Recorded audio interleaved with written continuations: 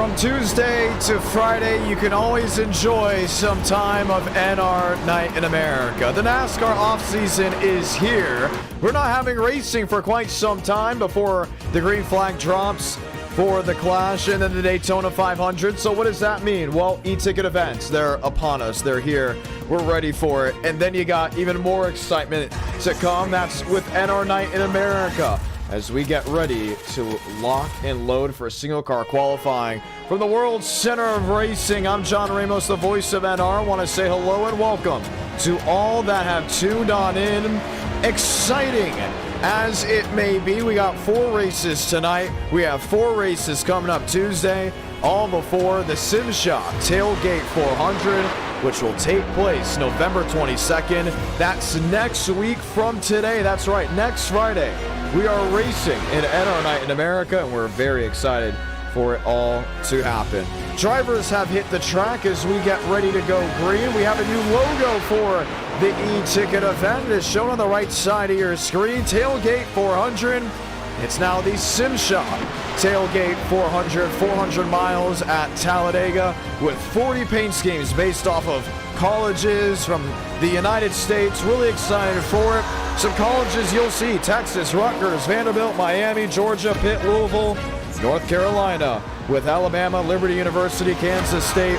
So much to look at, so much to be excited about, all before we take the green flag in that e-ticket title.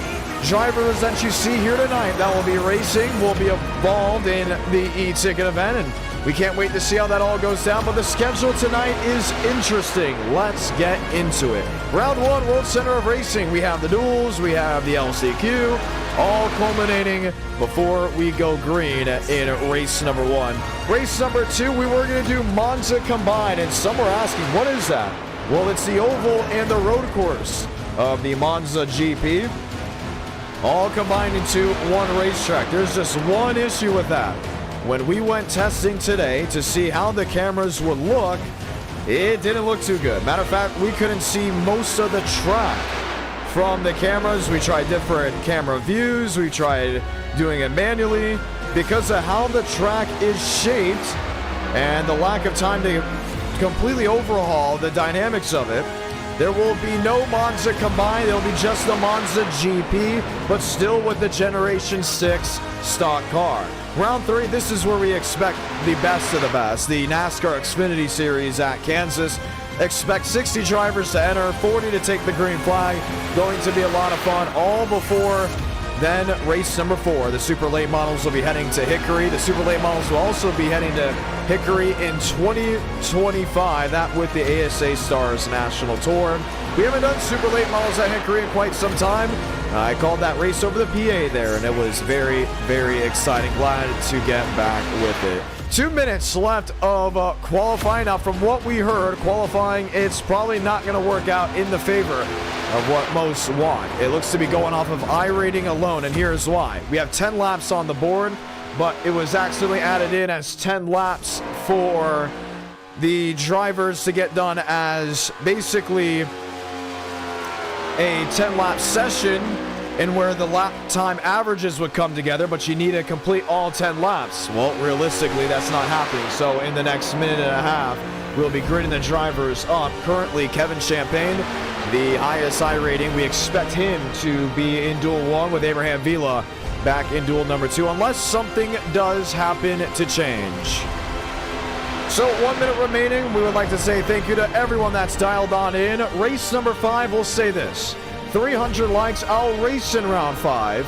I may even do a round 6 because it's a Friday night. We have an e-ticket event coming up. We want to get the excitement back rolling, and I want to race in some NR Night in America. And honestly, to get it done, we would get a round number 5. So 300 likes, race fans. I'll be running in that 5th race, and it will all happen tonight. Once again, in 1 week, we will have the Sim Shop Tailgate 400. Get excited, get rowdy, get nuts, because it's going to be a whole lot of fun as we get ready to gear up for all the excitement coming in on November 22nd.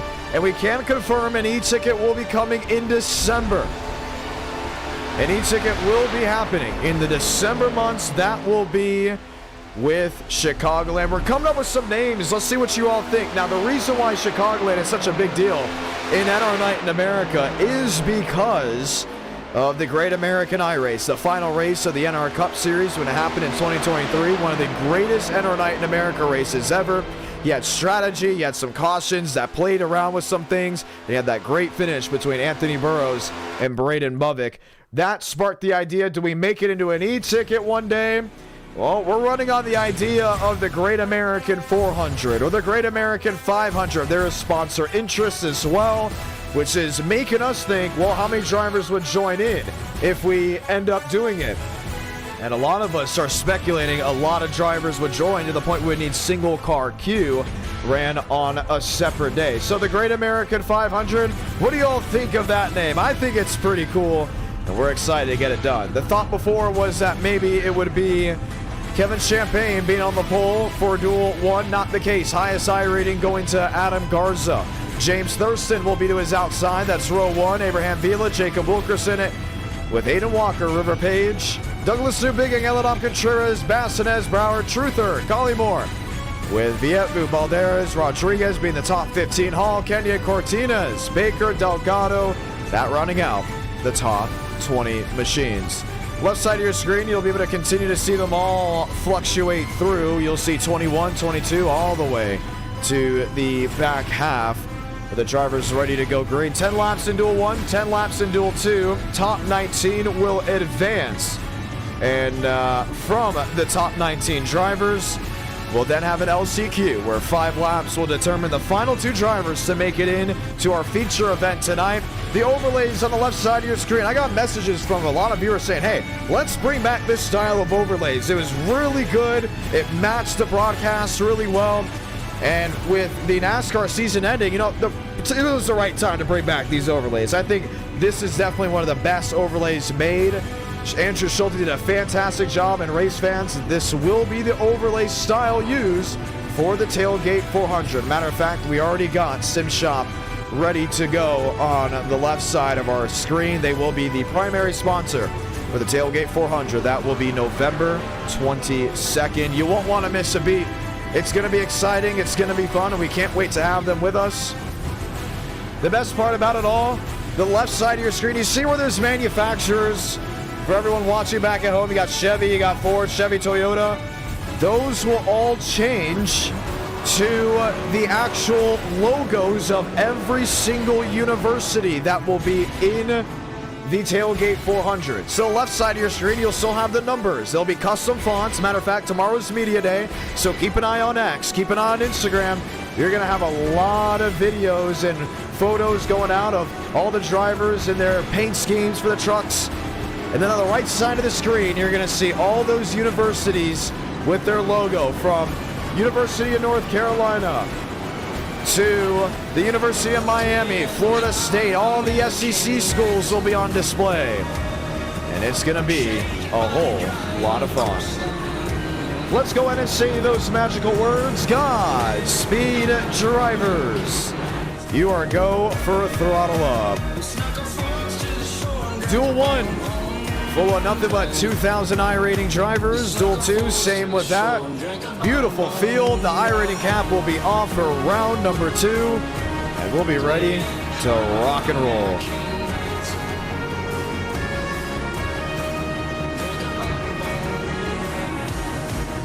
Adam Garza, James Thurston, also an update. We'll have new camera angles. The overlays will be all custom for the Tailgate 400. Every single paint scheme you have seen in NR Night in America will be different for that race. James Thurston running the University of Miami F-150. Adam Garza will be in the event. He'll be in the University of South Carolina with the Gamecocks as they get ready to take to battle. Just 2 more NR Night in Americas remain before the e-ticket title. This being one, Tuesday being the other. Daytona brings so much joy, so much electricity. Let's light the fuse in round 1 here with Duel 1 at Daytona.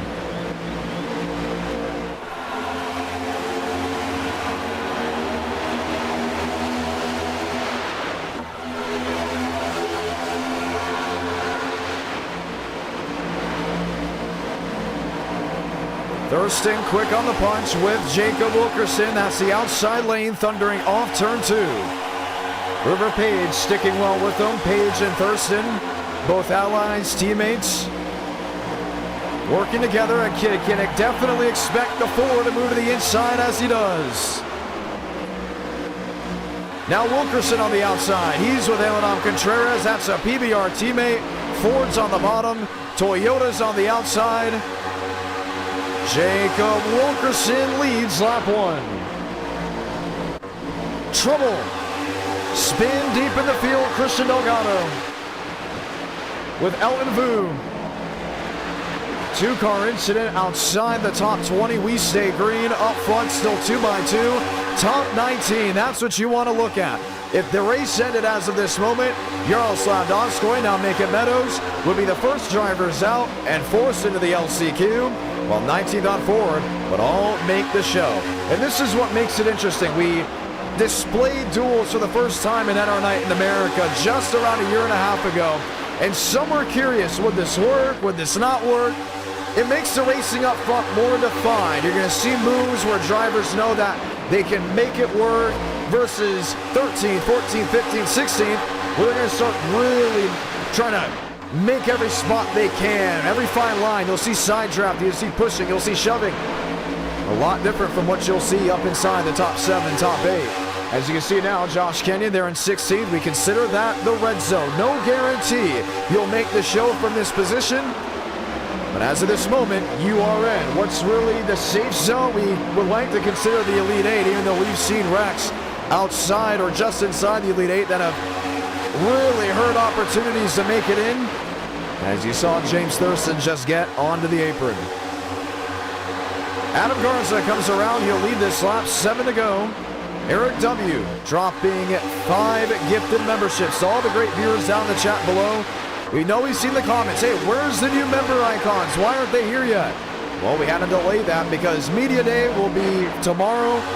And from Media Day, we'll be able to get all the new icons, all the new drivers. So come time for that e-ticket event, and we're in Countdown to Green, you'll be able to spam the icons of your favorite driver, whether it's that of Abraham Vila, Adam Garza, River Page, as those drivers are currently running up front here in the first duel.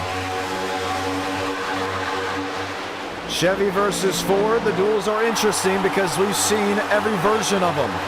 We've seen where it just seems like they can't get going.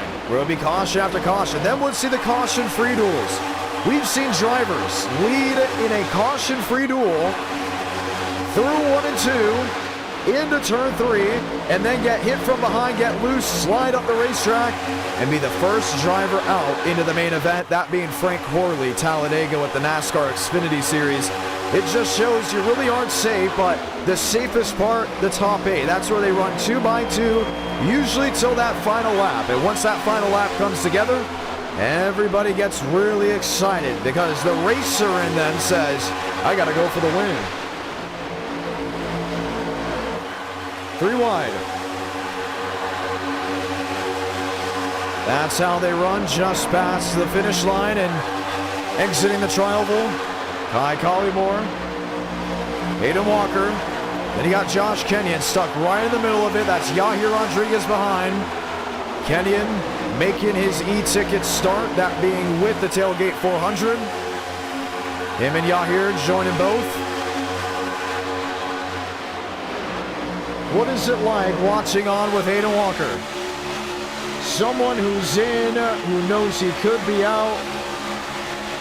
You look a little bit deeper. There's Donda. There's Yaroslav. And actually, Yaroslav is going to need a caution. Him, Matthew Mitchum, Devin Baker have lost the draft and need something to work for Rodriguez. He knows he just needs to find his way around one other driver to make it in. Everyone else up front, get in the queue. You don't wreck, you're in the show.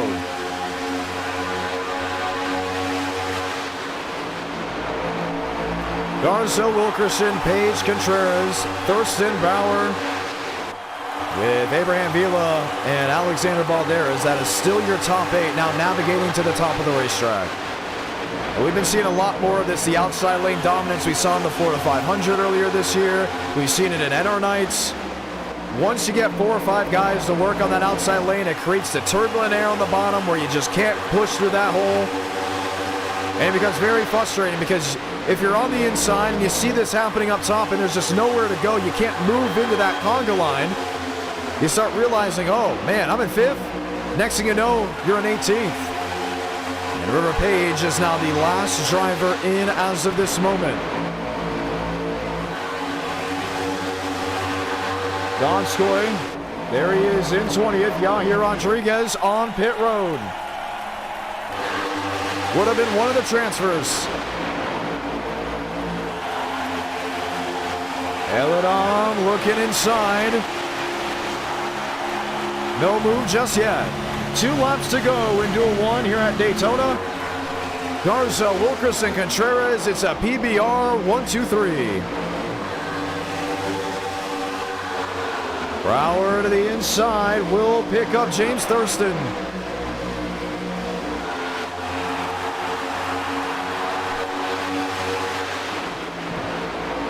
Two by two. Page dropping back. Josh Kenyon dropping back as well. Knowing they're safe as long as it stays green. Matthew Brower. A heave down into turn 3 by James Thurston. Trouble. Spin. Outside wall. Jason Adana and others will bring the caution out before the leaders could see the white flag. We'll have overtime in Duel 1. Heavy damage on Zayden Cortinas. Carlos Truther may have had a piece of it. Devins Baker with a sigh of relief knowing a caution coming out right at the moment he needed it. And we will see overtime.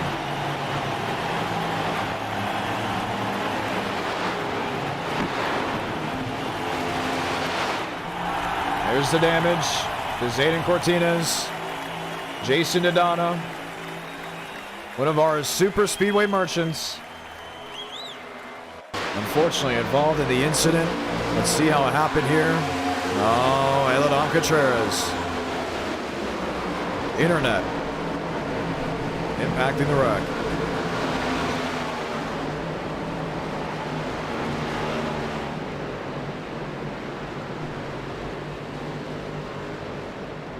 Eladon Contreras will be given an L1 penalty due to his internet.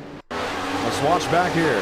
And the big thing is maybe saying, man, did that need to be a caution? Did that really need to happen? I mean, we're coming there right into the moment. Then you realize all these drivers are trying to make it into the show. You saw the blink. We're actually watching still on with Eladon before he came back in. And what this caution does is actually change the dynamic. You had some of these guys that were laying back like Josh Kenyon. You had other guys that would have been coming right up forward. And next thing you know, we're staring down the barrel of a restart where some of these guys that have been outside the top 20 will now possibly be considered a favorite to make it in.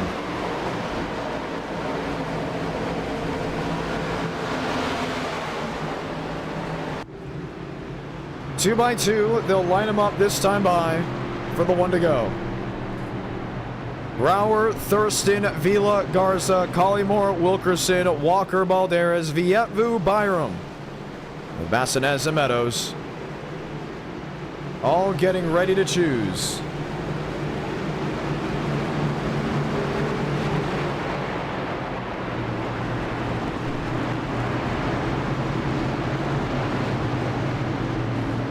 Lights off, they work their way down the backstretch. Ford on the outside, Toyota on the bottom. Matthew Brower has never won a race in our night in America, let alone a duel. Now knowing this could be his one opportunity at it as they get ready to go green. Jason Adana all junked up on the nose. He is staying out there knowing if there is a big wreck and something goes wrong where drivers can't get to the line, as long as he can cross the start-finish line in one piece,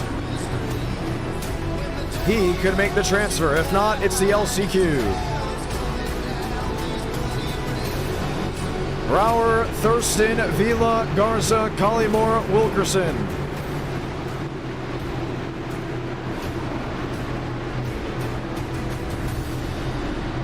Want to say hello and thank you to all the great viewers back at home. Hopefully you're enjoying this Friday night edition of NR Night in America. Happy off season. We can't wait for it to all get started back again in February. But until then, you have sim racing. Overtime in Duel 1.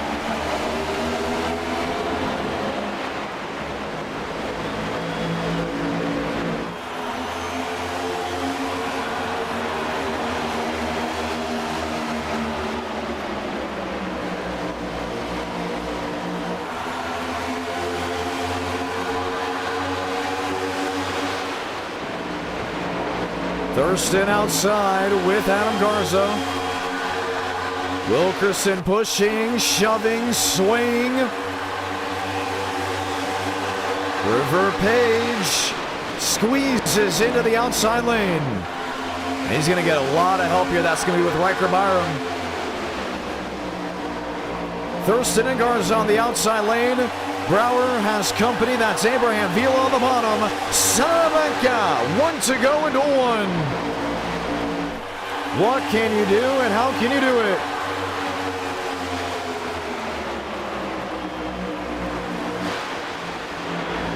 Top lane advantage. 5-6 machines deep.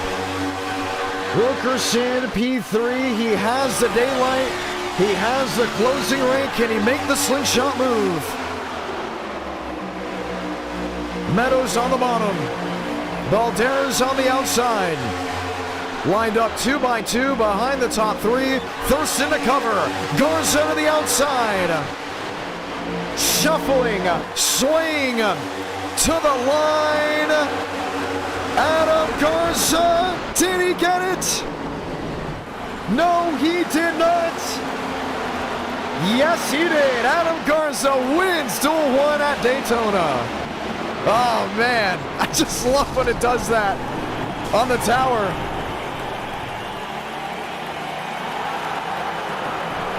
The question if he got it or not. And who made the show? Devins Baker, welcome in. Jaden Hall, first one out. Christian Delgado. And others will all be joining the LCQ. Garza wins, and he will be leading us to green in round 1. And now it's all time to get ready for duel number 2. A photo finish to separate them all. Garza is in. Now Kevin Champagne will be leading us to green here in duel number 2. Always exciting. Always fun. Including when things end that way. Moss Stellar will be on the front row for duel number 2. Logan York, Dylan Basin, Nathan Harper, Sean Pena, Justin Champagne, Braden Movick. You know, the funny question I've gotten recently was, who's running the Alabama truck? You know there's going to be an Alabama truck. And I said, Dylan Basin, are you in the mood to make a select group of people really happy and make the rest of that region absolutely not like you at all? And he said, Roll Tide? And I said, Roll Tide indeed. And that's what's going to happen. Dylan Basin will be racing in the University of Alabama truck for the Tailgate 400. We are really stoked to see what he can do. And you may be saying, okay, hold on, what about the rivaling schools? Who's running in maybe the Georgia truck? Well, you do have Drew Jua, and Drew's always fun to watch. In Ole Miss, you have Zachary Truel. Truel, a huge underdog and well supported by so many. The University of Tennessee truck, that will be all Aiden Walker. The SEC very well represented. The 3 of Kenny Reel will be in the Vanderbilt University machine. Duel 1 comes to a close. Welcome to Duel 2. And then after this, we'll have 5 laps to settle the score on who the final 2 drivers are in the LCQ. Ford Toyota, that's row number 1. That's the 737 seen landing in the background. Chevy Toyota, row number 2.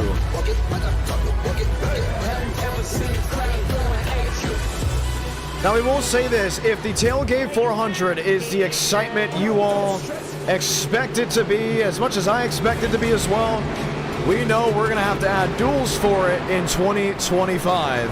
because so many good universities were left dormant for this event. Unfortunately, the University of Michigan will not be in the Tailgate 400. Originally was supposed to, but Chase Schaefer has stepped out of his role for racing, and which also left the University of Michigan without a driver for the tailgate. Lights off on top of the pace car. Drivers you know, drivers you may know in the future have lined up 2 by 2 in quest for the restart, in quest for the start of that second duel. Let's line them up just one more time.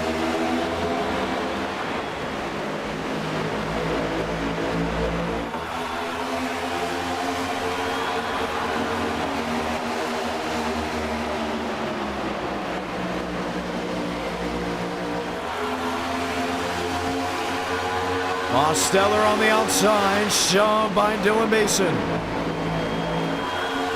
Kevin Champagne on the bottom. Has a heave from Logan York. And we've been seeing Logan York race a lot more in NR Night in America, which is what we love to see. New guys coming in, new faces. It generates a new part of the fan base to look forward to with racing. I mean, I remember the days when Josh Kenyon and Michael Mitchum first arrived on the scene, and now everybody knows exactly who they are. Well, let me go ahead and introduce you to Logan York as he leads lap 1 in Duel 2.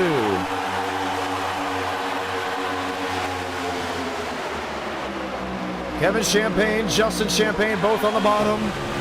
First time in a long time, a Champagne will not be in an e-ticket event.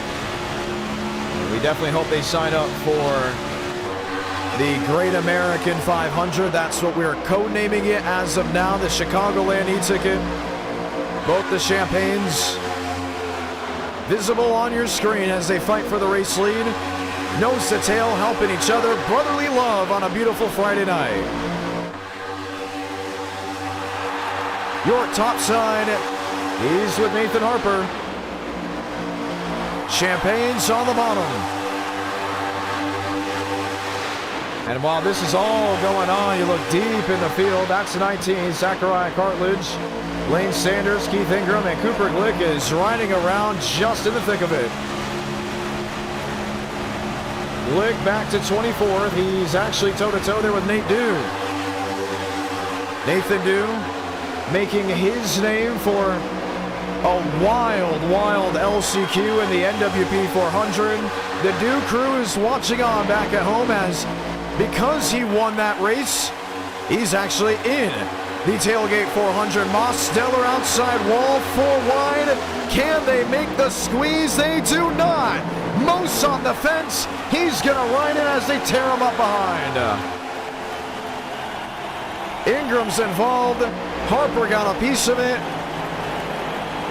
And halfway, belly up goes that Toyota Camry.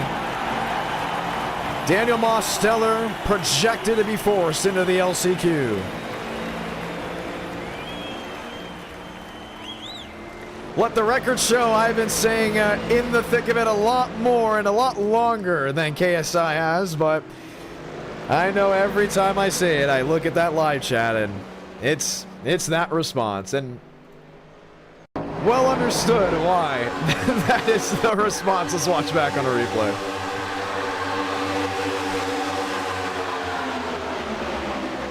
York on the outside, Moss on the bottom. It really started to 3 and 4. This is when you saw Logan York jam up the 87.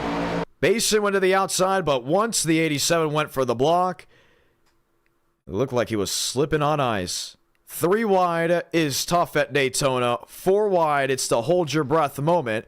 But once 4 wide starts being a shuffle of machines in the tri-oval, you know, something's not going to work. And for Keith Ingram, he got right into Harper, and there they all went.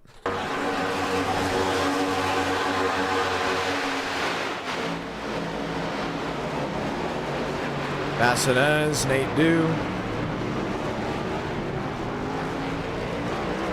Let's ride on board with Daniel Moss Stellar just before the time of impact.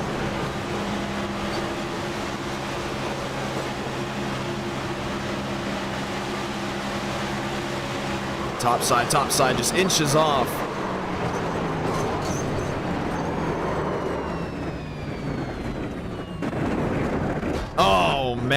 Just ran right into Duel.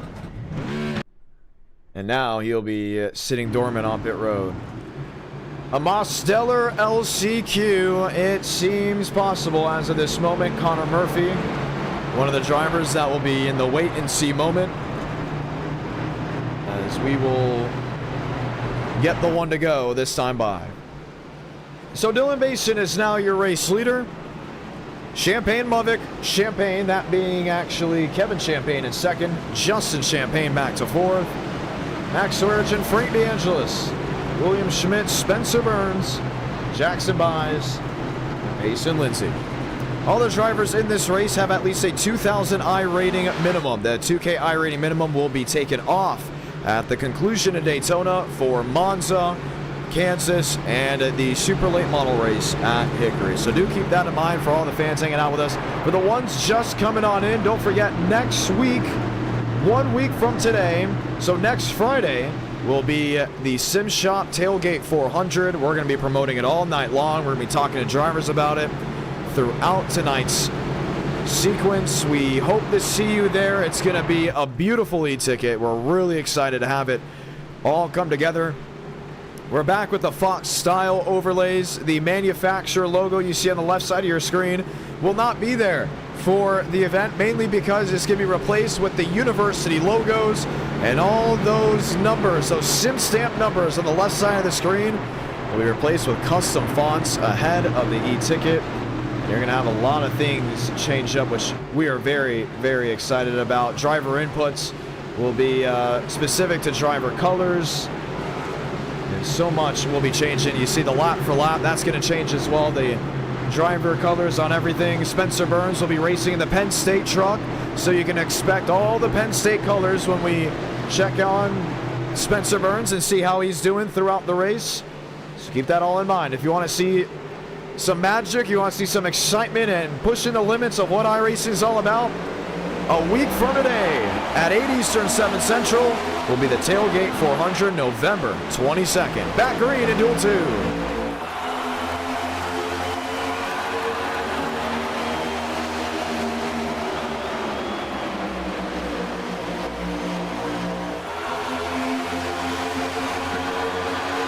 Two by two, Ford outside, Toyota on the bottom. DeAngelis with the swing, this with Spencer Burns. Burns has company behind him, 3 wide. Lindsay joins the ranks, and Frank DeAngelis joins the race lead into turn 3. Basin and Movic nowhere to go. Kevin Champagne, Justin Champagne, stuck dead in the middle. Frank the Tank, the driver out of the Bronx. 3 to go.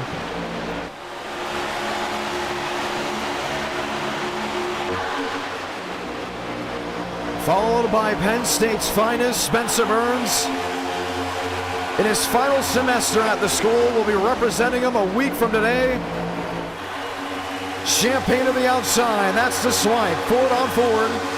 Toyota with a Chevrolet behind. What can Basin Lindsay do to get an upset win in Duel 2?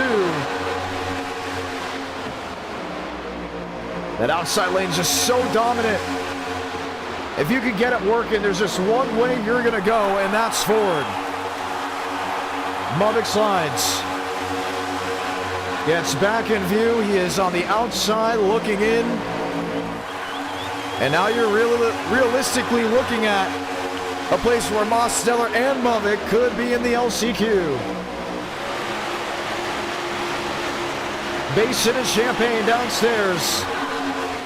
Gets something rolling. York sideways. Does he save it? He does not. Pena around. York around. Does he hit anything? He doesn't. Zachariah Cartledge. Caution. And we're going to have a late race restart.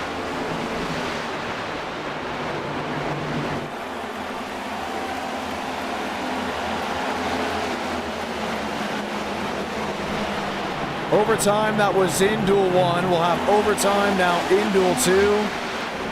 And the question is, do we complete the trifecta of getting an overtime in the LCQ or maybe even in the main event?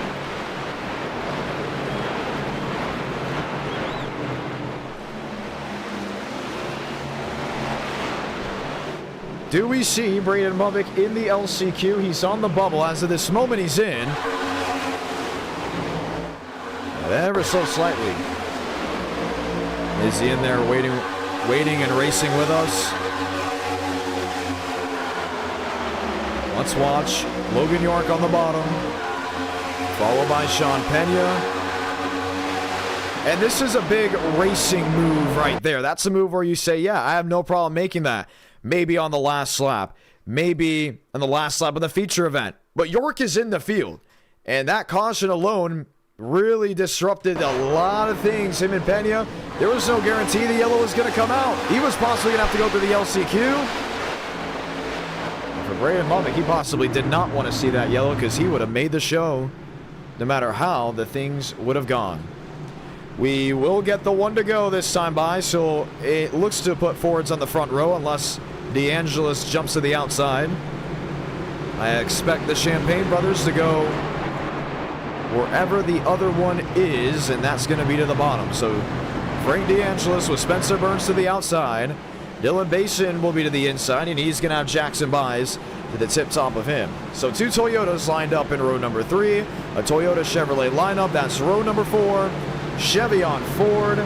Jason Lindsay with that Max Swearigan. Lights off, ready to roll.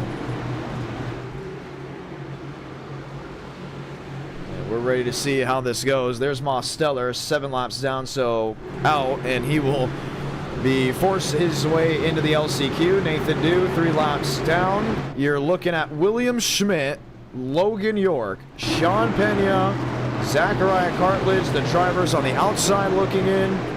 And then there's Keith Ingram with Braden Movick, the bubble contenders, ahead of this restart.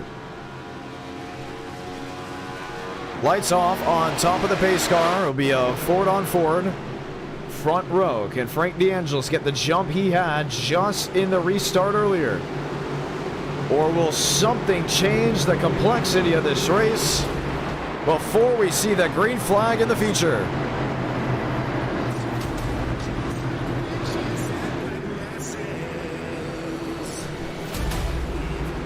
The closest Chevrolet sits 7th. That with Payson Lindsay.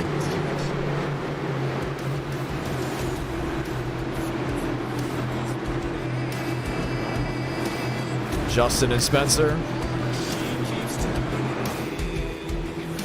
Little push back and forth before we get rolling. What rules? Overtime in Duel 2.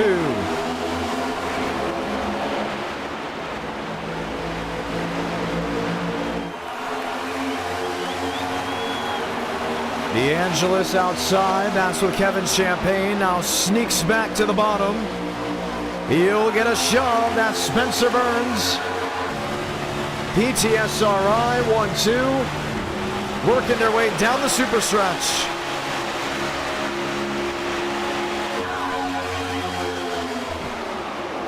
Champagne to the outside.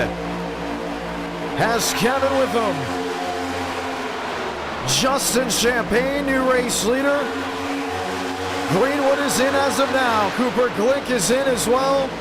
Movick, Pena, Clausen, and York will all fight for that final transfer spot. Salamanca, 1 to go in Duel 2.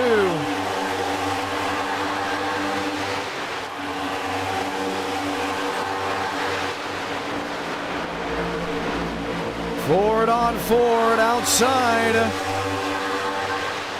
Buys is there in 3rd. Can't make a move just yet. May need help. Now watching with Max Swearigan. He should get the heave. Bails out of the throttle. Max to the bottom. Justin at the bottom. Goes to cover. Buys. Blocks top. Blocks bottom. Justin Champagne victorious in Duel 2.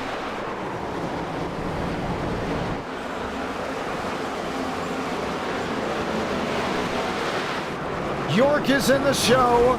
Schmidt is heading to the LCQ. DeAngelis is in. Cartledge is out. Nathan Dew, Mosteller all out as well. Cooper Glick is in. Braden Movick gets in with a 14th place finish.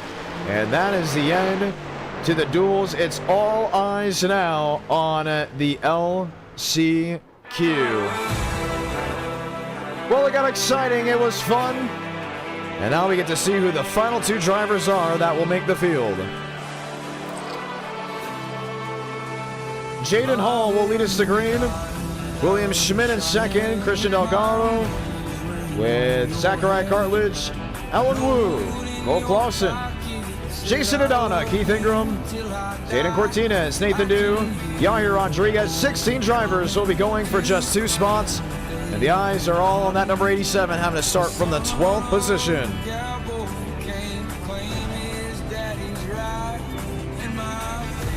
To advance, everyone else goes home.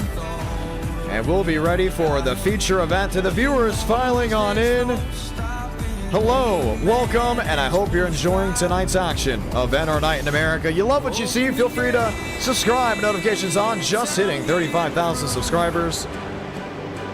Very grateful for it indeed.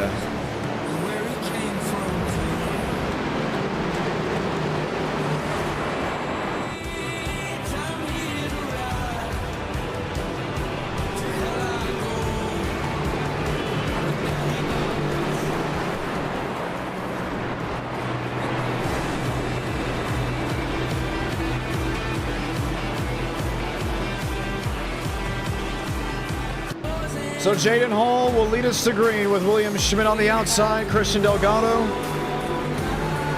All sitting, all waiting.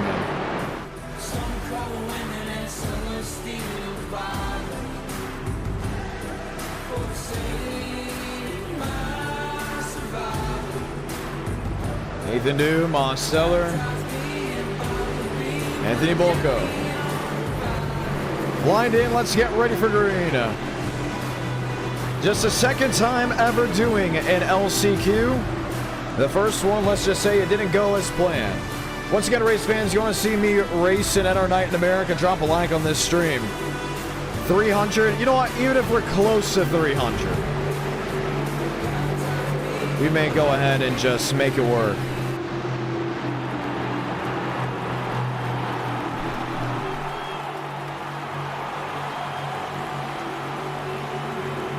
You know the names of Dew, Delgado, Mosteller, Schmidt.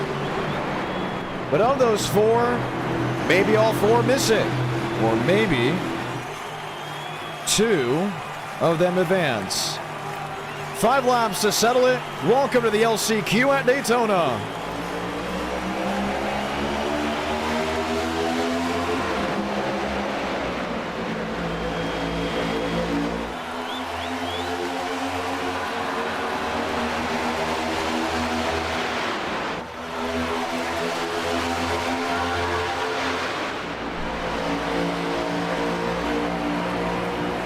Two by two, William Schmidt on the outside. Help from Cartledge. Hall to the inside, getting out of dodge.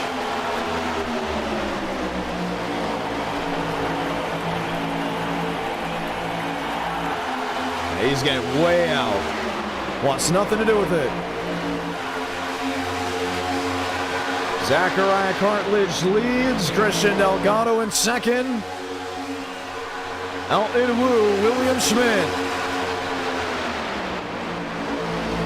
Schmitty up the third. Mosteller looking for a move. There they go. Bokel spins. Clausen, Nathan Dew as well. Do they stay green? As of this moment, they do. And relaxed yellows, that's a big thing to look at.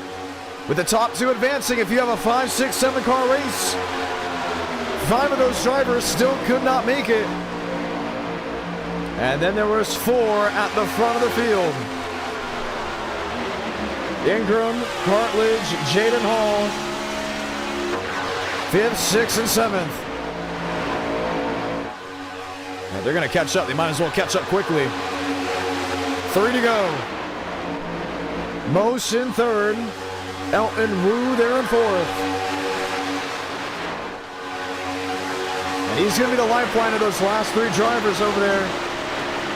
If Ingram, Cartledge, and Hall can play the cards right, they could, in theory, make a move maybe on the last lap. They're in the draft. They're closing on in. Elton Wu with the lifetime. Yes, indeed, the lifeline. Was wondering maybe if he's dropping back. No, he is dropping back. Elton Wu is losing the top three. And now they're all at jeopardy to see if they will make the show. No lifeline now. 2 to go.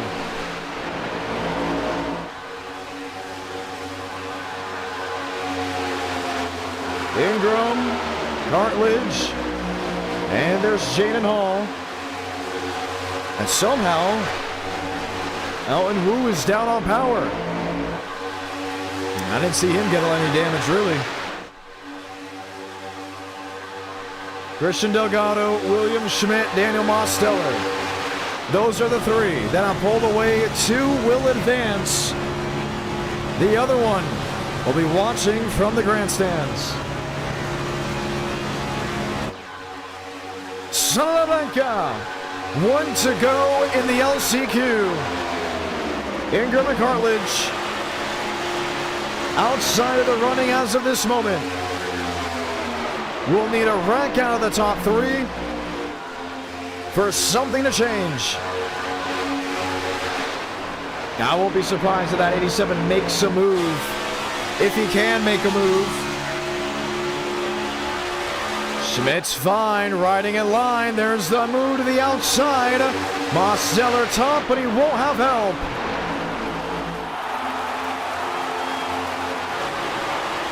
William Schmidt. Daniel Mosteller, Schmidt to the outside, most to the bottom. Delgado to cover. Who made the transfer? They're calling Mosteller by inches. Makes a show at Daytona. William Schmidt, first one out. Christian Delgado is in. And Schmitty will be watching from the grandstands. Or packing them up and getting ready for Monza.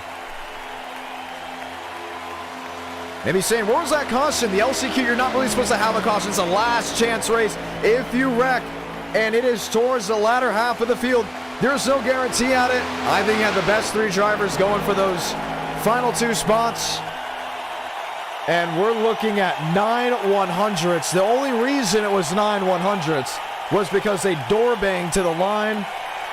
If they didn't make any contact, you were staring at maybe a 6 or 7 1,000ths of a second being separated between the drivers of second and third. 40 drivers have set the field. Let's get ready to go green for 40 laps at Daytona.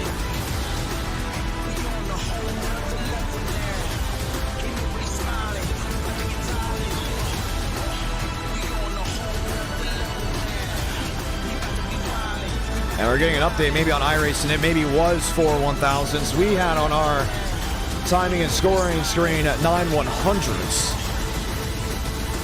Which is still pretty close. I mean, that is very, very close. No yellow line rule in NR Night in America, but if you do get in that grass, we can make it a go or go home situation.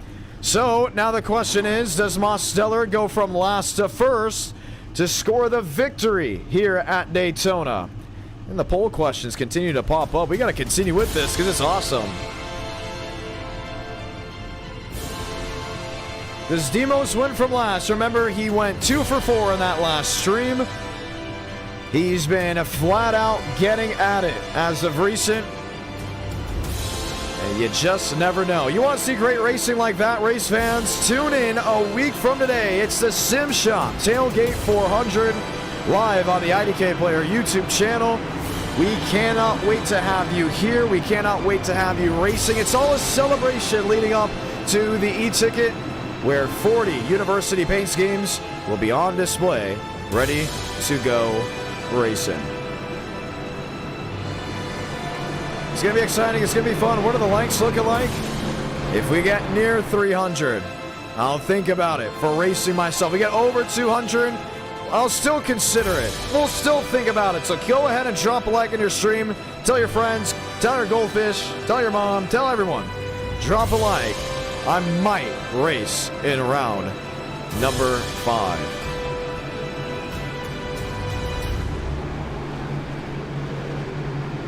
Garza and Champagne will lead the field to green. Always exciting, always fun. Drivers get paranoid, others just are happy to be here. Let's get ready to go green.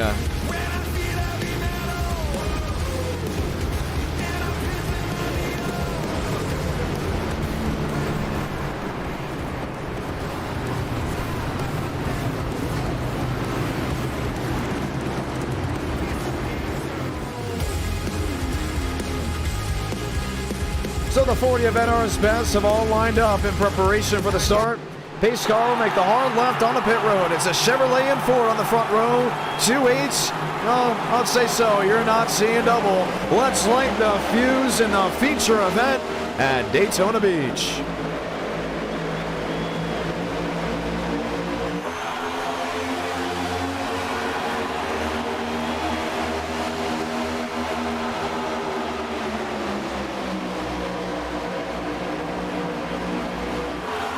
Line in the banking of 1 and 2. Justin Champagne on the outside. Jackson Byes joining with them. Thundering down the super stretch.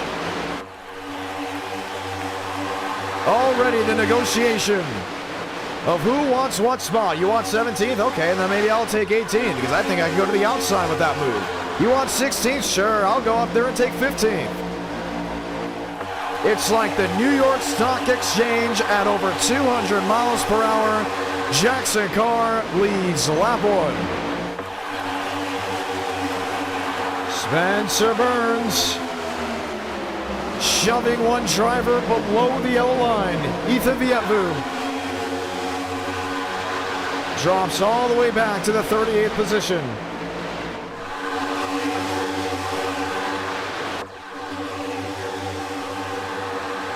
Garza on the outside, Wilkerson right with him. Kevin Champagne, Justin Champagne, should I say, on the outside lane. Actually with his brother. James Thurston with Abraham Vila will be the 2 to tango as they come to the line. James Thurston leads this one. 3 by 3 by 3. It was nearly 4 rows deep and now dissipated to just near scatters with Dylan Basin right in the thick of it. Josh Kenyon there as well. Dale Greenwood hanging out on the outside lane with the Byes 99.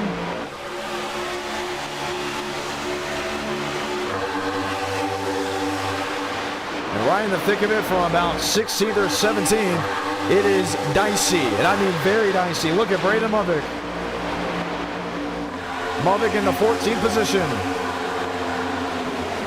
196 miles per hour, having to jam out of the throttle just to not run over another machine. Still stuck 3 wide, and this time he's got Burns and company.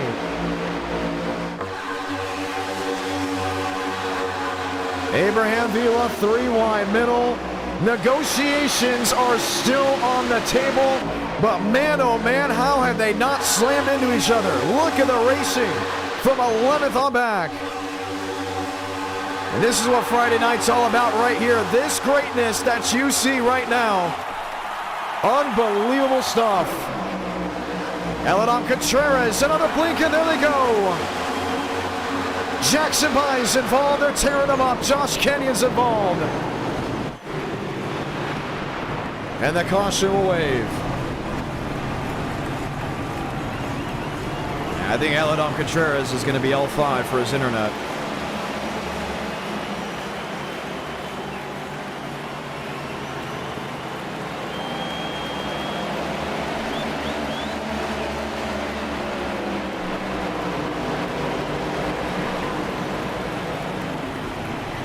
Eladon Contreras. Driver is going right through him.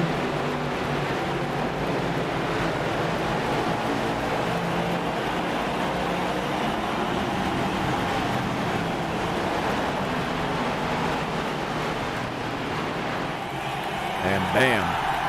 And we were actually watching him, and that's what we thought what was going on.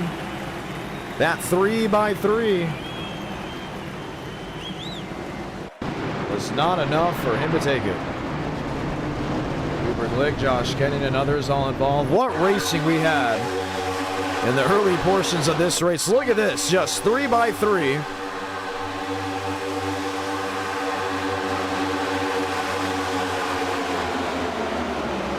And there was the blink right there. You see Greenwood being forced out of the throttle, where Basin got into the outside wall.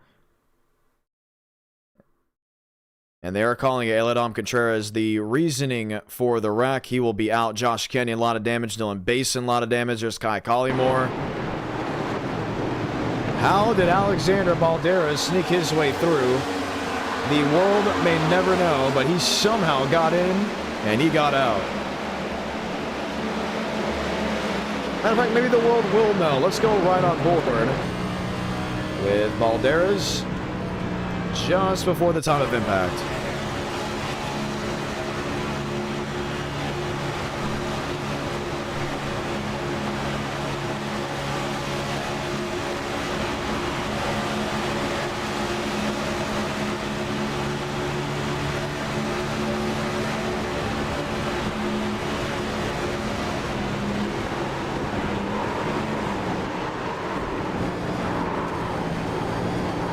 A lot of moving parts here at Daytona. Wow, oh my goodness. And we're here in Eladam Contreras will be L5 from this race and will not be continuing. Daniel Mosteller, I'd hate to say he got a piece of it as well, and he will be out of this race, so already the poll comes to a close. Contreras out as well. Cooper Glick sitting on pit road. Nathan Harper, Justin Champagne. Okay, that means we have an opportunity to ask a new poll question. Does a former e-ticket champion win this race? That's actually a question we're going to ask for the Tailgate 400, because some are speculating a new e-ticket winner. Maybe saying, okay, what e-ticket winners are here? You got Kevin Champagne still racing. Mosteller is out. Braden Mubbick is an e-ticket winner. And those are two very good drivers. We haven't seen Basin win an e-ticket yet. I would not be surprised if he's a top contender to win at Talladega. Continuing to scare around. So yes, you have two options. Kevin Champagne or Braden Mubbick. And basically speaking, if you think any of those two have a shot at winning the e-ticket title, well,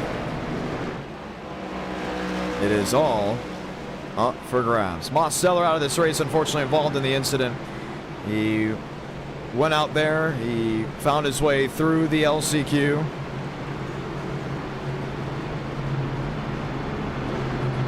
But now here we are with the opportunity of a lifetime for some of these drivers to win a race in NR Night in America and punch their ticket into a future e-ticket event, all on display. So Ford and Toyota will lead us to green.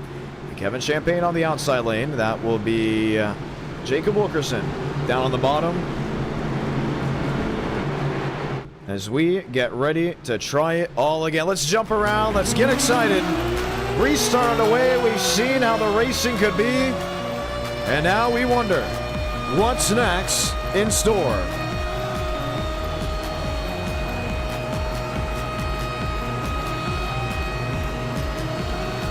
What's it gonna be?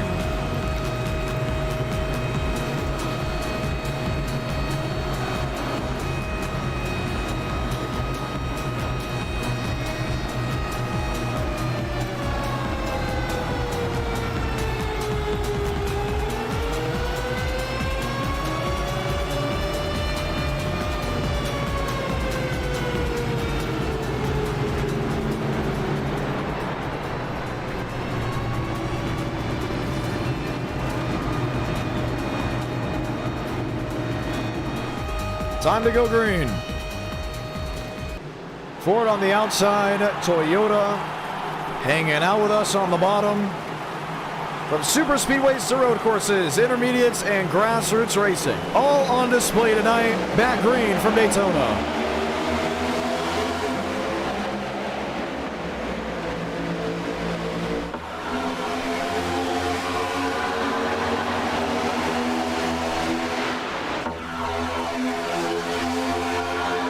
Did not take long for the inside lane to come together.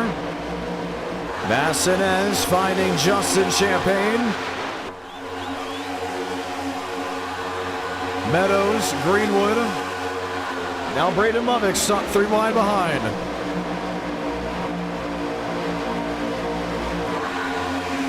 Greenwood on the outside, Lovick in the middle. Cody Meadows with Adam Garza. Shuffling and swaying, not as aggressive as it was at the start of the race, but the controlled aggression is on as the top 2 trying to tandem away. Now it's brother on brother. Oh, Justin Champagne outside wall, and there he goes. The big one strikes with 32 to go. Lovick is in it. Byram is in it. Spencer Burns got a piece. And I think it's going to be a little quiet at Thanksgiving. Man.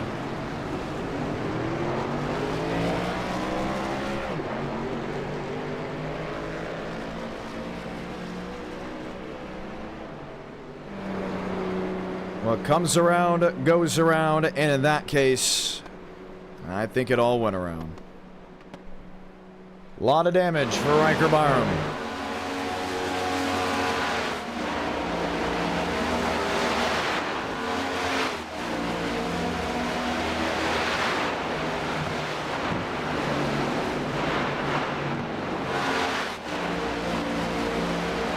Here they are.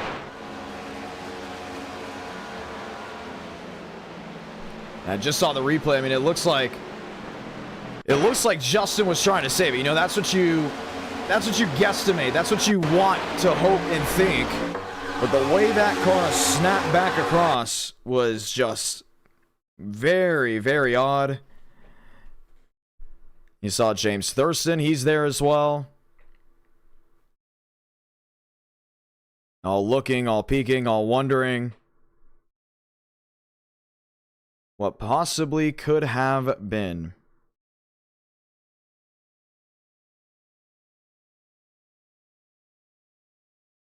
And once they really got going, I mean, there was nothing stopping them at that point.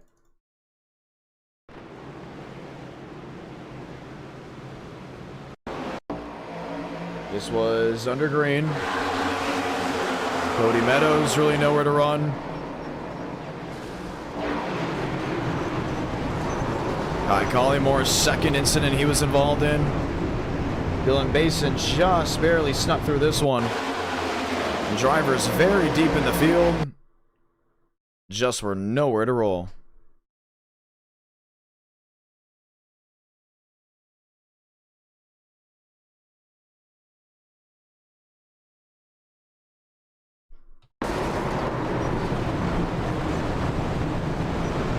So the caution waves now for the second time at Daytona.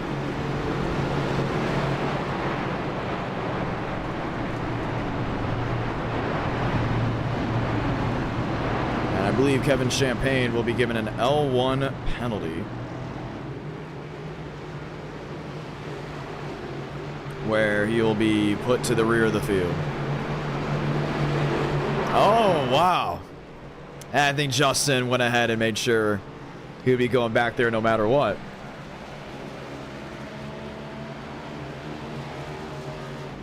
Justin turning Kevin. And the field has been thinned out pretty substantially. Look at Braden Lovick, the damage on that 42. Christian Delgado, a lot of damage for him. Definitely taking the time to get those cars repaired before we get back at it. NR Night in America, fueling victories all year long. As calamity struck very early.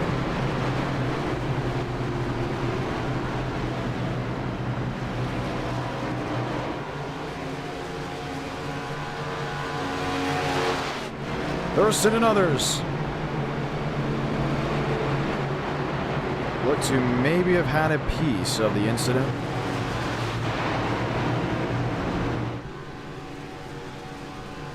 But when things came around, there really just was nowhere to go.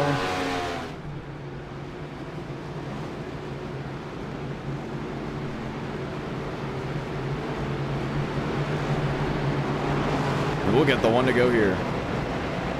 So Kevin Champagne has been given the L1 penalty. He's supposed to drop to the rear end of the field. That's what they're calling it from the incident we saw. Unless the incident was on Justin.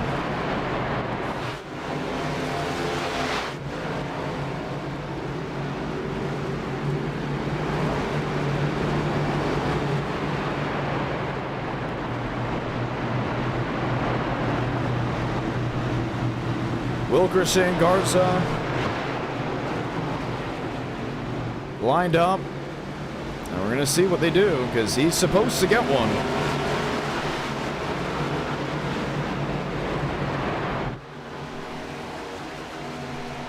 And we'll be ready to go green. And it looks like Kevin Champagne will not be given that penalty. So we'll be ready for the restart. Ford on Ford, Chevy on Toyota.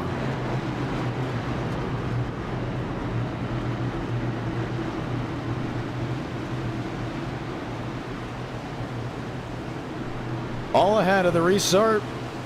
NASCAR Night in America, Philly victories all year long. Just put something out on Twitter. That's what we're going to be doing now. We're going to be showing mid-race highlights of everything going on.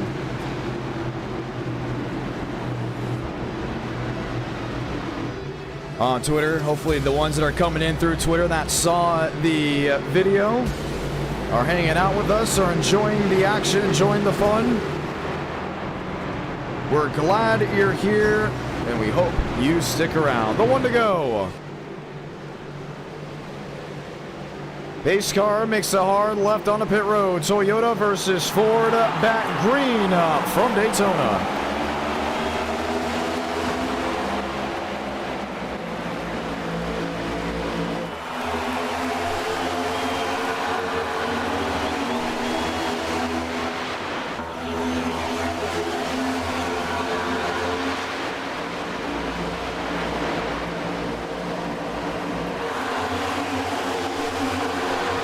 Wilkerson on the outside. That's a key from Adam Garza. Vietbu on the scene. Buys Harper, Thurston. All joining, all waiting. Look at that Wrangler 6 up there. Ethan Vietbu, always a treat to watch him race. Usually he's in the Mega Maroney trunk or the Mega Maroney car. This time he's sitting in third with the Wrangler Ford. 27 laps to go. Lots of separation through this field. Mosteller is back. He's on the inside. Was out of the race actually due to an internet issue. And look at the breakaway there was from Group 1 to Group 2. And this should, in theory, bring a long green flag run. I just don't think River Page can maybe work well right now with Lane Sanders. Sanders on the bottom.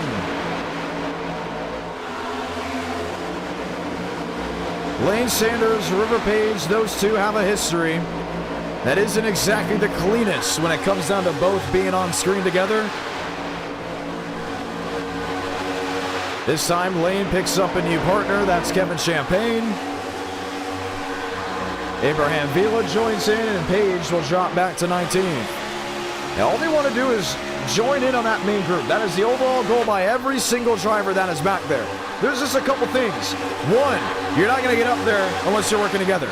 And two, whatever ego is on display may need to drop back. Or the third version, these drivers up front make a mistake and you just automatically reel in. When you have two completely different drivers that have different types of racing style collide like that, it usually does not end well. Devins Baker on the inside. He's back in the 8th position. York, Bastinez, Garza, and others. looking, rolling, swing, 25 laps to go.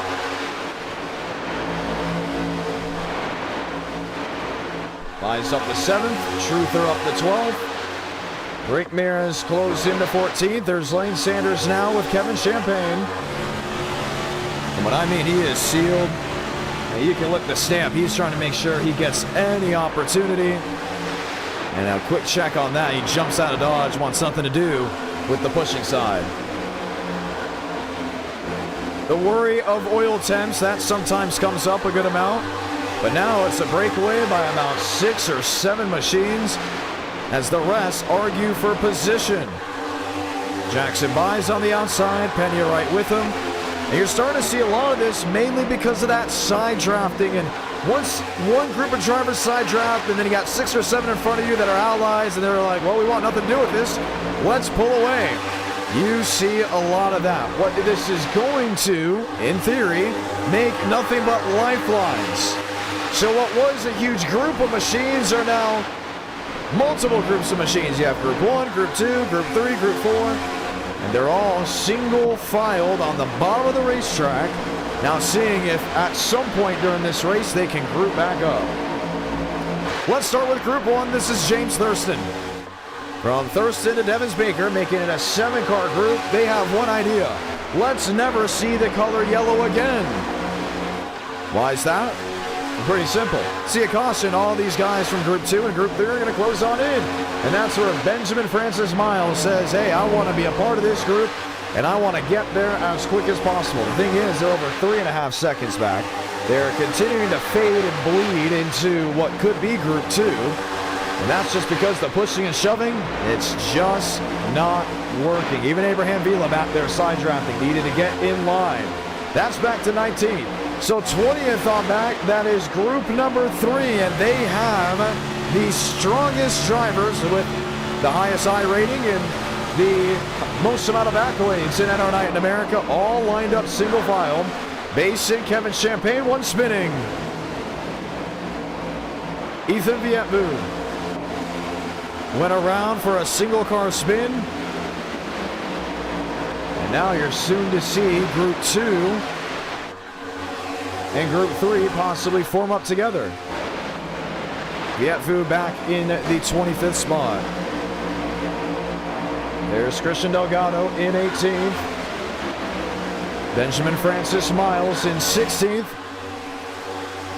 And that second group is just not closing in. There is a realistic chance that we could see our drivers go green the rest of the way, and it's separated by 7, which means only 7 could have that legit shot at winning. For Thurston and Wilkerson, it's a beautiful Central Florida drive at Daytona, and they know one thing is for certain: opportunity at winning very much alive.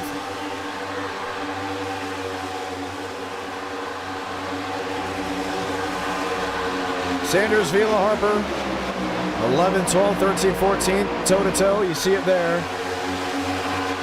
Lane Sanders to the outside now with Abraham Vila. And this second group just cannot get together. There's no guarantee at the working order they have compared to Group 3. And we're looking at it right now. Group 3 isn't exactly closing in either.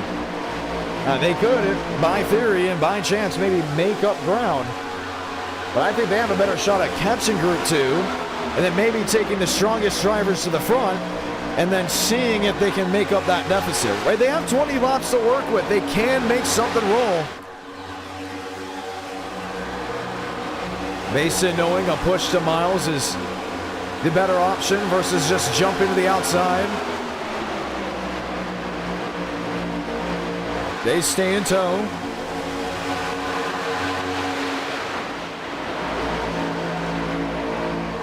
What can work? What can you see? Maybe roll together. Still single file on the bottom.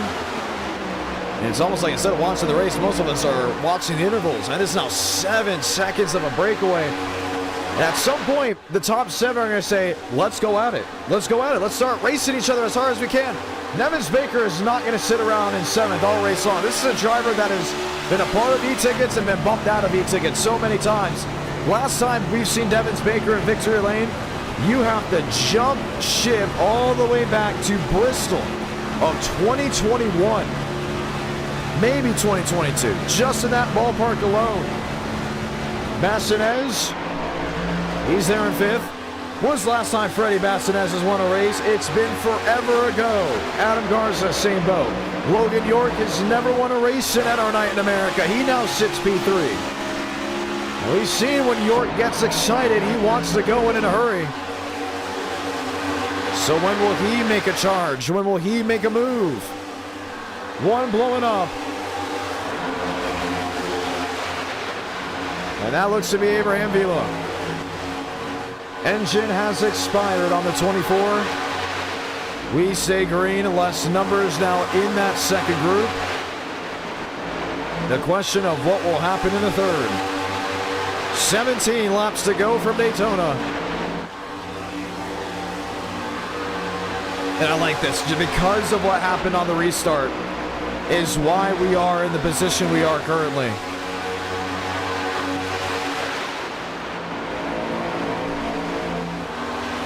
Baker in 7th, Sanders in 9th. He's pushing now the River Page machine.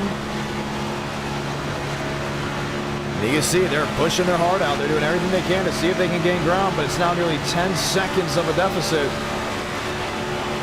Make it 10 exactly for Sanders.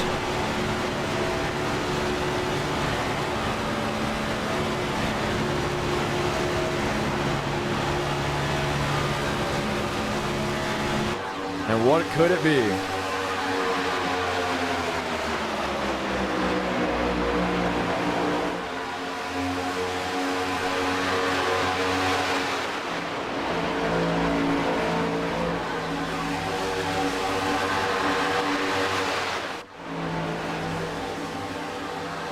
Sun setting from Daytona. 16 laps to go. Strategy in play. It's all now the game of the numbers to see what goes and maybe what doesn't. Kevin Champagne will rock it to the front in Group 3. In the 15th position, Hunter Brinkmere now all alone and has lost the draft in Group number 2.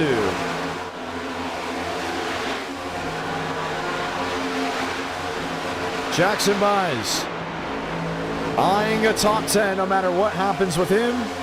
And you can actually see what happened. Here's Evans Baker at 7th. Here's River Page, who's just ahead of them. Well, you got some stragglers, and weren't those stragglers just in Group 1? Well, those stragglers are back markers. Those are drivers that have gone a lap down or two. They were told by the drivers to get out of that group now. N-O-W, now. We don't want you racing with them. We don't want you giving them drafting help. Only way we're closing in is if you get out of that herd. And guess what? They did. Are they closing in? Nah, not so fast. Here is Devins Baker, who is currently now rolling into turn 1. Here's River Page, who is just reaching the start-finish line. Page sees the 3 machines in front of him. That's Justin Champagne in the 8. And the lap machines will actually force these guys to go the long way around, creating an even bigger rift. Where's the leaders? Not in turn 3. 14 laps to go from the World Center of Racing. You're watching round 1 of 4 tonight for NR Night in America. We had 2 duels. We had the LCQ. It was exciting. It was fun. We're so glad to have you all here. We hope you stick around because a week from today is all the Tailgate 400 with a brand new name, with a brand new sponsor, the Sim Shop Tailgate 400. Media Day tomorrow. We have 2 big tests going on at 3 Central and at 7 Central, making that 4 Eastern and 8 Eastern. Excited to see all the great drivers join in, and all over X, all over Instagram, all over the Discord server, you're going to see nothing but promotion for the event. So keep an eye out for it. Jackson Byes falling his way in line. Sean Pena, Kevin Champagne. Champagne there in 14. So Group 3 will now be Group number 2. A supercell of machines all lined up. to see if they can catch just 7 cars all in line. And you can make it now 8 because Ethan Vietmu will now join in on that line. Champagne outside will swallow this group up. That's with Dylan Mason. That's with the 69 of Frank DeAngelis.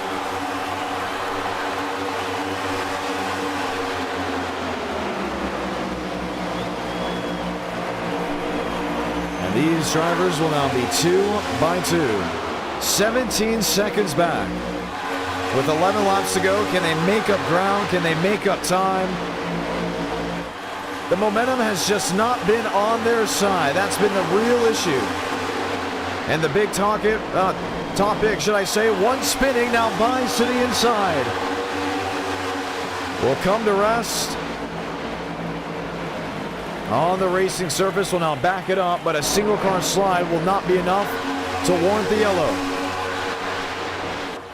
Kevin Champagne has got the whole line on his back.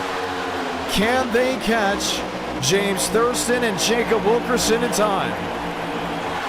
Or will a caution come out? That changes everything up.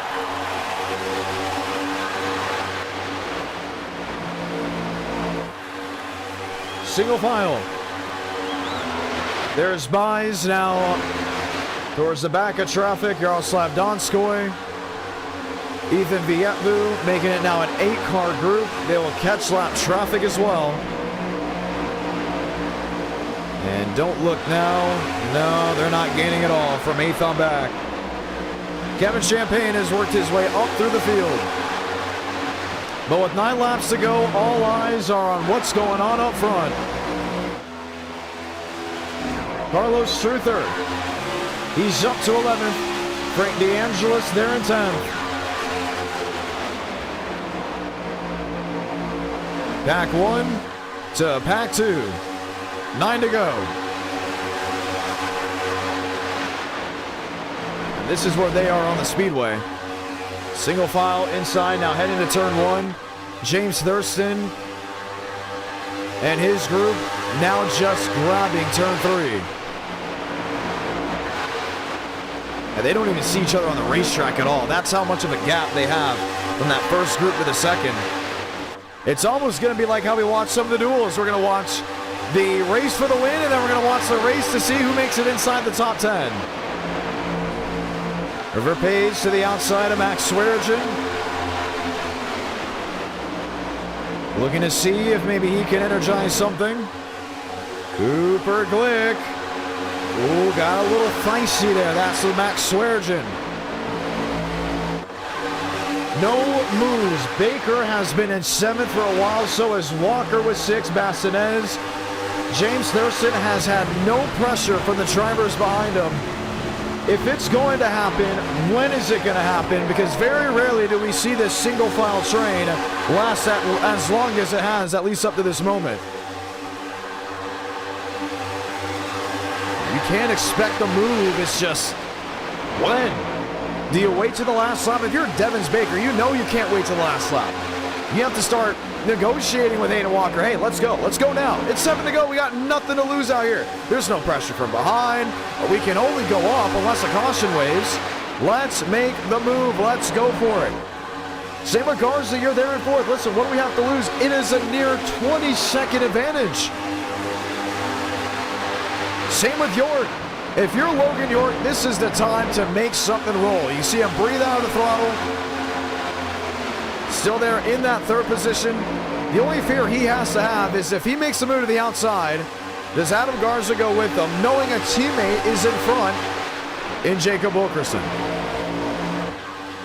And you know, the second one makes a move, a second will make a move, and then they'll all follow in line. Shuffling, swing, waiting. Harper outside. Carlos Truther will now go with them.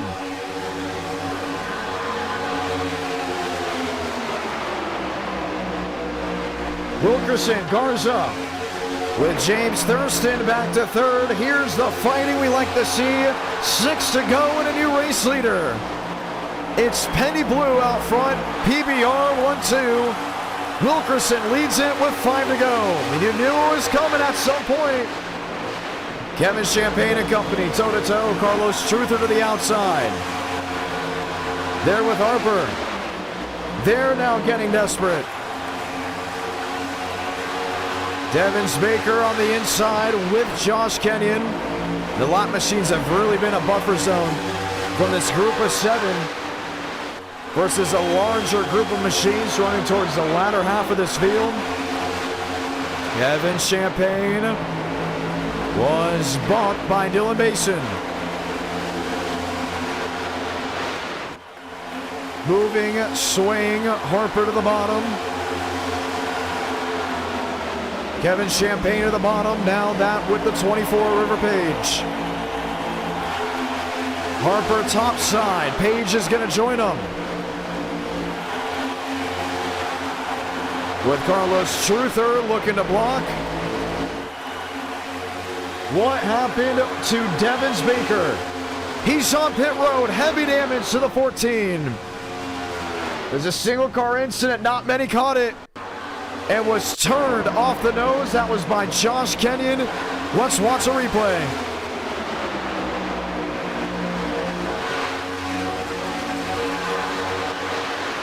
He's swinging around so much. It's so tough for Kenyon and them to catch. York is back, 12 seconds. He's off the pace to the inside. Another incident has come together. Here's the group, still fighting for the spot. 3 laps to go. What's gonna change, if anything?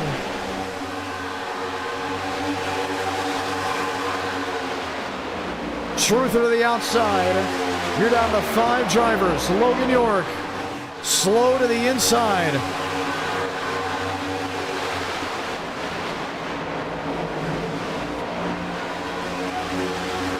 Frank DeAngelis, River Page, there they go. Caution will wave, and we'll see overtime. Yaroslav Donskoy is in it. 3 separate incidents within 1 or 2 laps alone will bring you overtime in NR Night in America.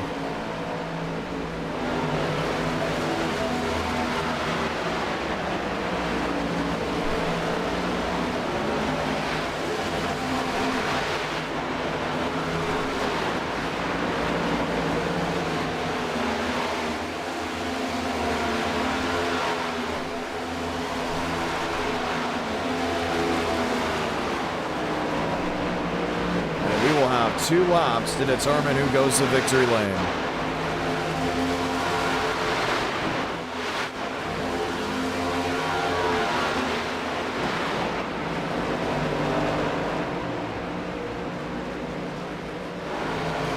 What comes around goes around, and the trifecta will be met with the LCQ as a standalone that did not. Go out and get it. Let's go see what happened. Coming off turn 2.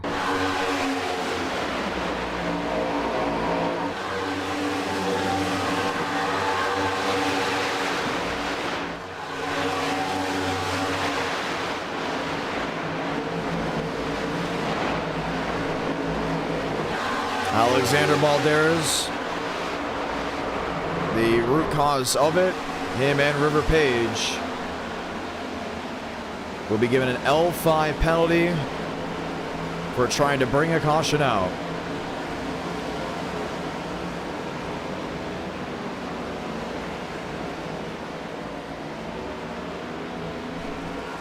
And you can see the broken left rear on the 24. So Page and Throttle will be out of Daytona. They will not see victory lane. And this restart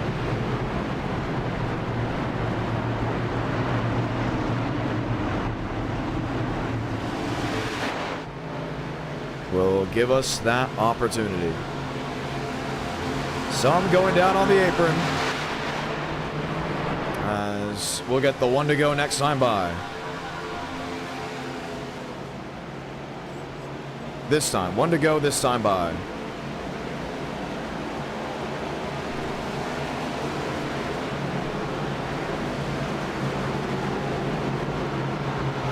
NR Night in America feeling victories all year long. And they still have the lights on.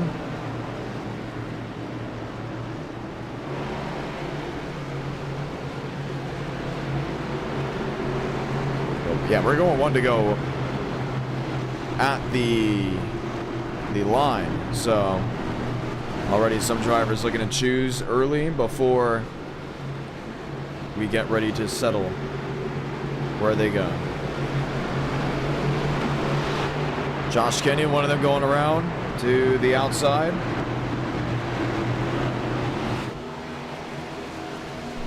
Toyota Chevrolet, that will be row number 1 at the time of choose. Max Swearigan, one of the drivers, going to get their lap back.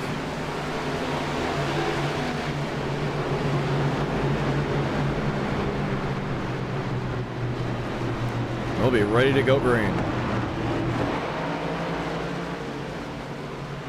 NR Night in America fueling victories all year long. The 1 to go overtime here at the World Center of Racing. So glad to have y'all with us hanging out down in the chat below. If you want to get ready for the next e-ticket event, a week from today will be the Sim Shop Tailgate 400, where 40 trucks will be ready to rock and roll. The first ever Truck Series e-ticket. We're excited for it to all come together. Going to be a whole lot of fun. Sim Shop coming on. Always excited to go e-ticket racing. Media day for it will be tomorrow. Tuesday, we'll have the final NR Night in America before the e-ticket event. And then we'll have the Sim Shop Tailgate 400 live Friday night at 8 Eastern, 7 Central on this YouTube channel. So once again, a week from today, November 22nd, which is this Friday coming up. And we'll be ready for all of the fun.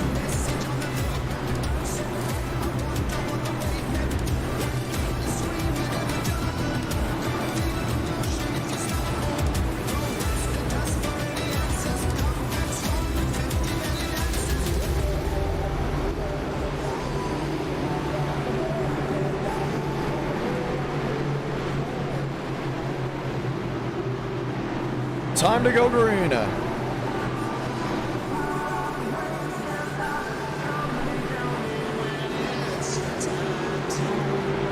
long green flag run with a controversial caution. Well, it was definitely a wreck that happened. But nonetheless, is going to size up a restart that we're all ready to see. 2 to go from Daytona.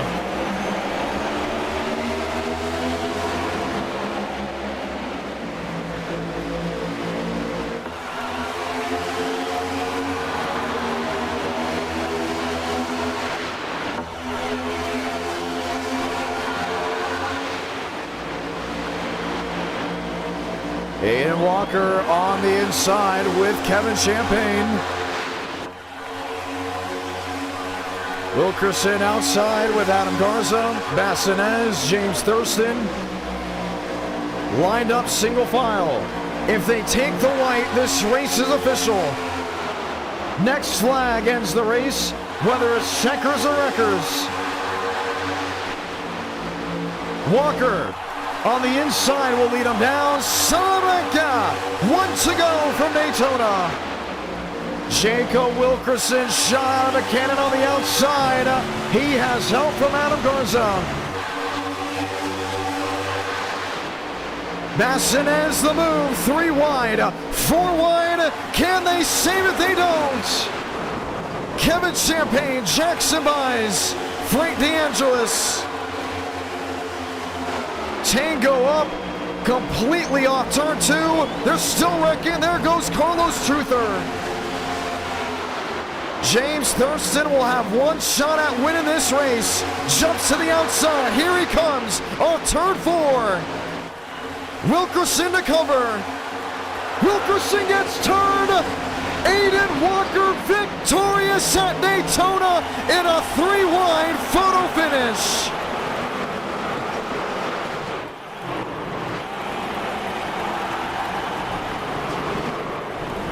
They're giving us 3 1,000ths of a second for victory in the 93.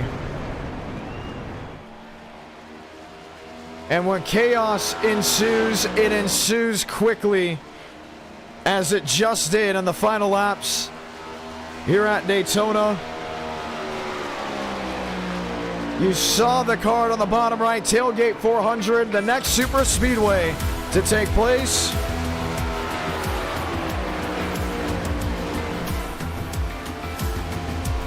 And that will be for an e-ticket event a week from today, race fans. A week from today, we're going to watch the replay. But make sure you're here Friday, November 22nd for the Tailgate 400. Aidan Walker will be racing in the University of Tennessee Volunteers, number 93. Can he replicate what he did today at Talladega to be an e-ticket champion? Only time will find out. And we're going to review to see how it all went.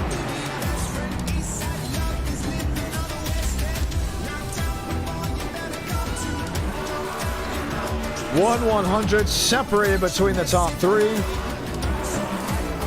Let's watch back on the replay.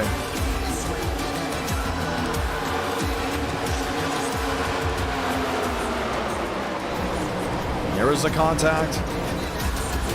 Harper, Truther. Thurston in the 4, he's on the outside. Garza in the middle, he's Aidan Walker on the bottom. It is legal. He jams it back up the track knowing he's heading right for the grass.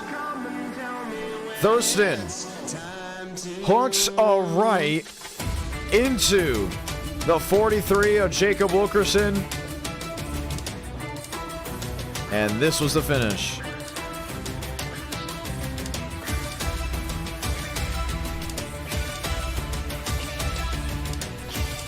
Penalties will be assessed no matter how cool this finish is. But that's 3 wide at Daytona.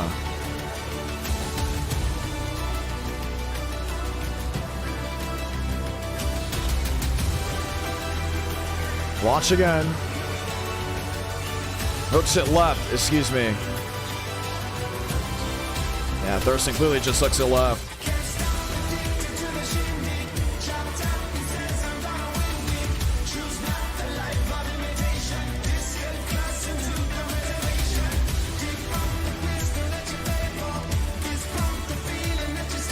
Monza is next.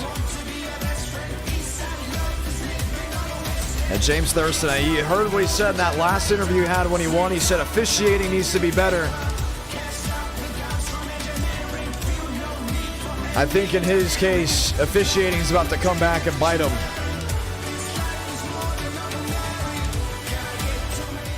Wow. Now you heard it before with that wreck that happened. We disqualified River Page and Alexander Balderas. They could be disqualified for Monza. That is still to be determined.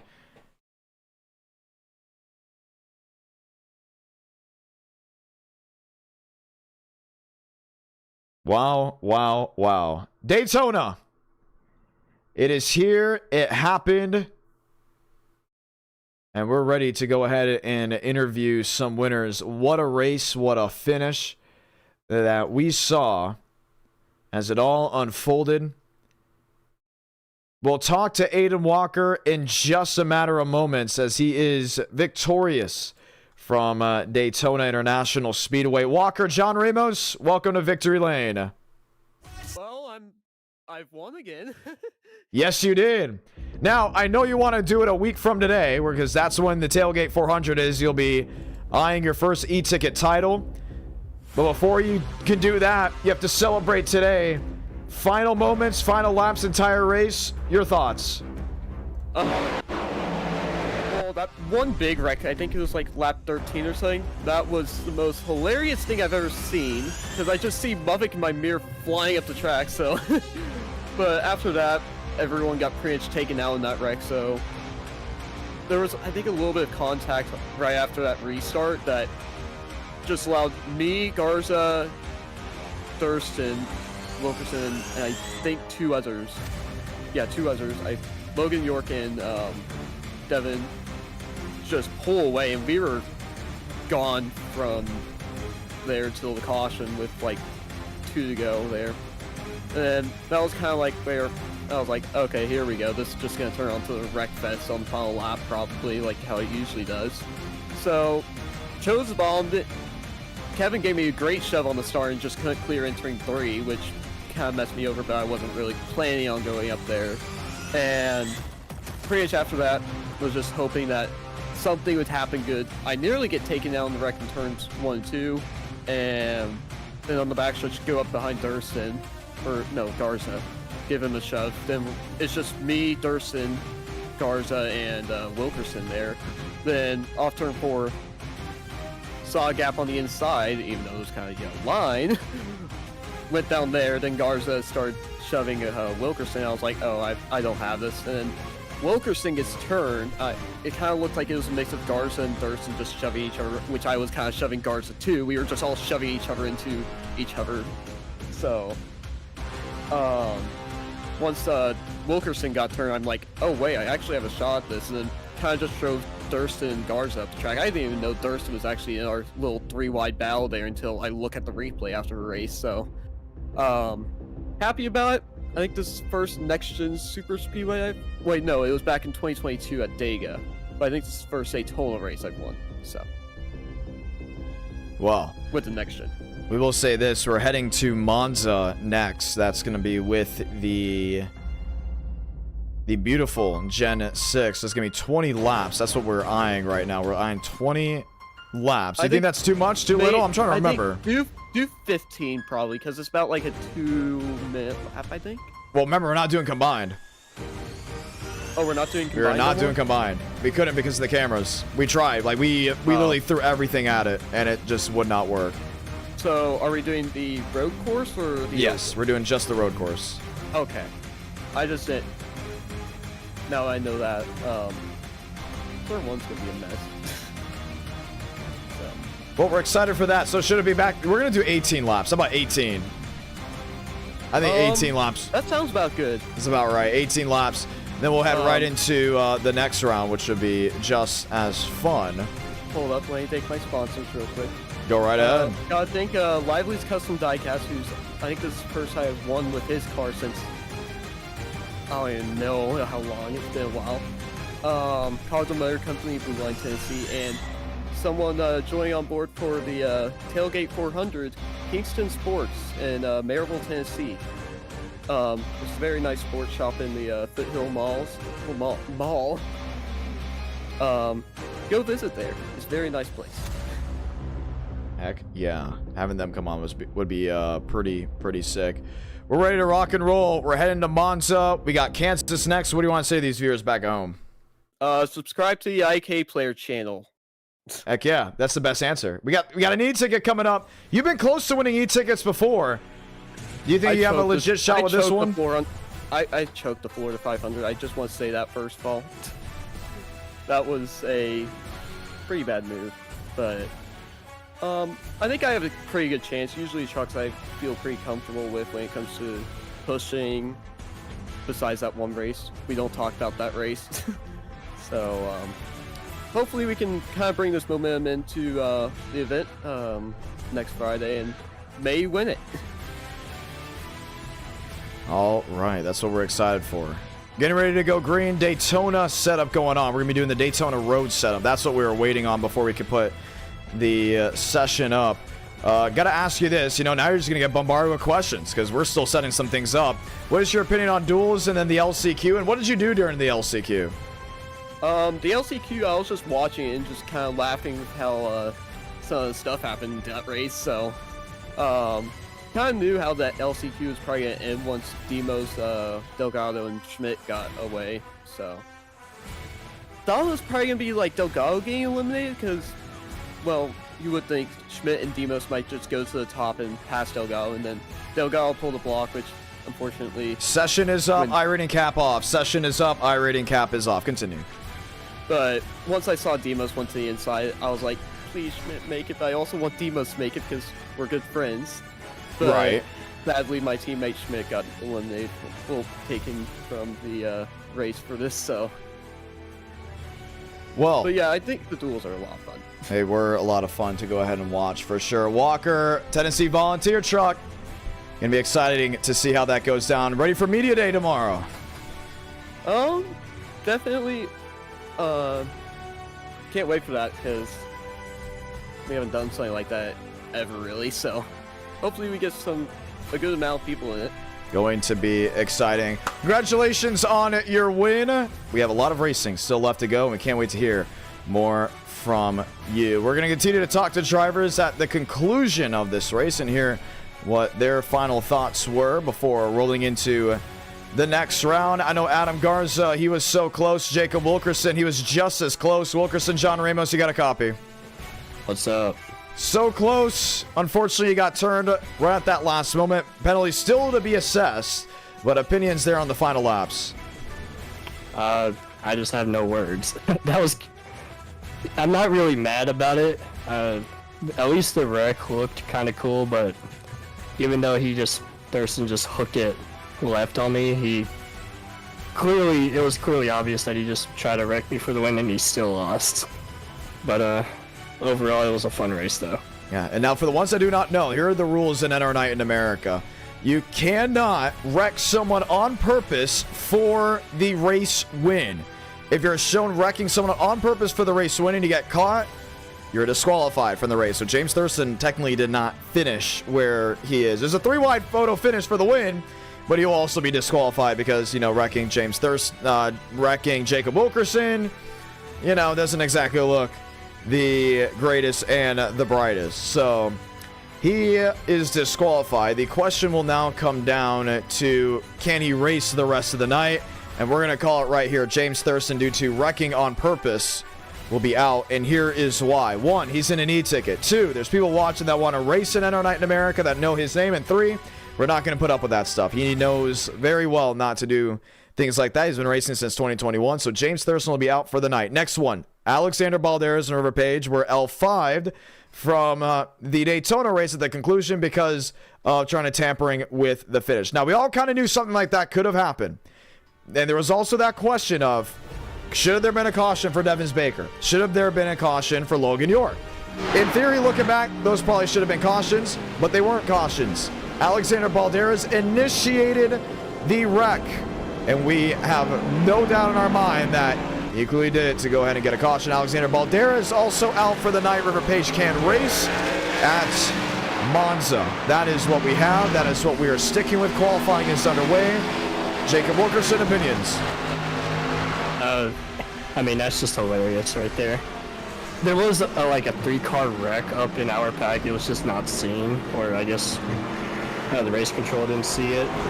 But yeah, I guess I do agree with the penalties on people trying to manipulate the finish, but yeah, for the ones stuck back there and they weren't going anywhere, you kind of knew it was going to happen. It was just more of I feel like a highway patrolman waiting in the middle of the night for someone in a souped-up Honda Civic Type R to come zooming on by.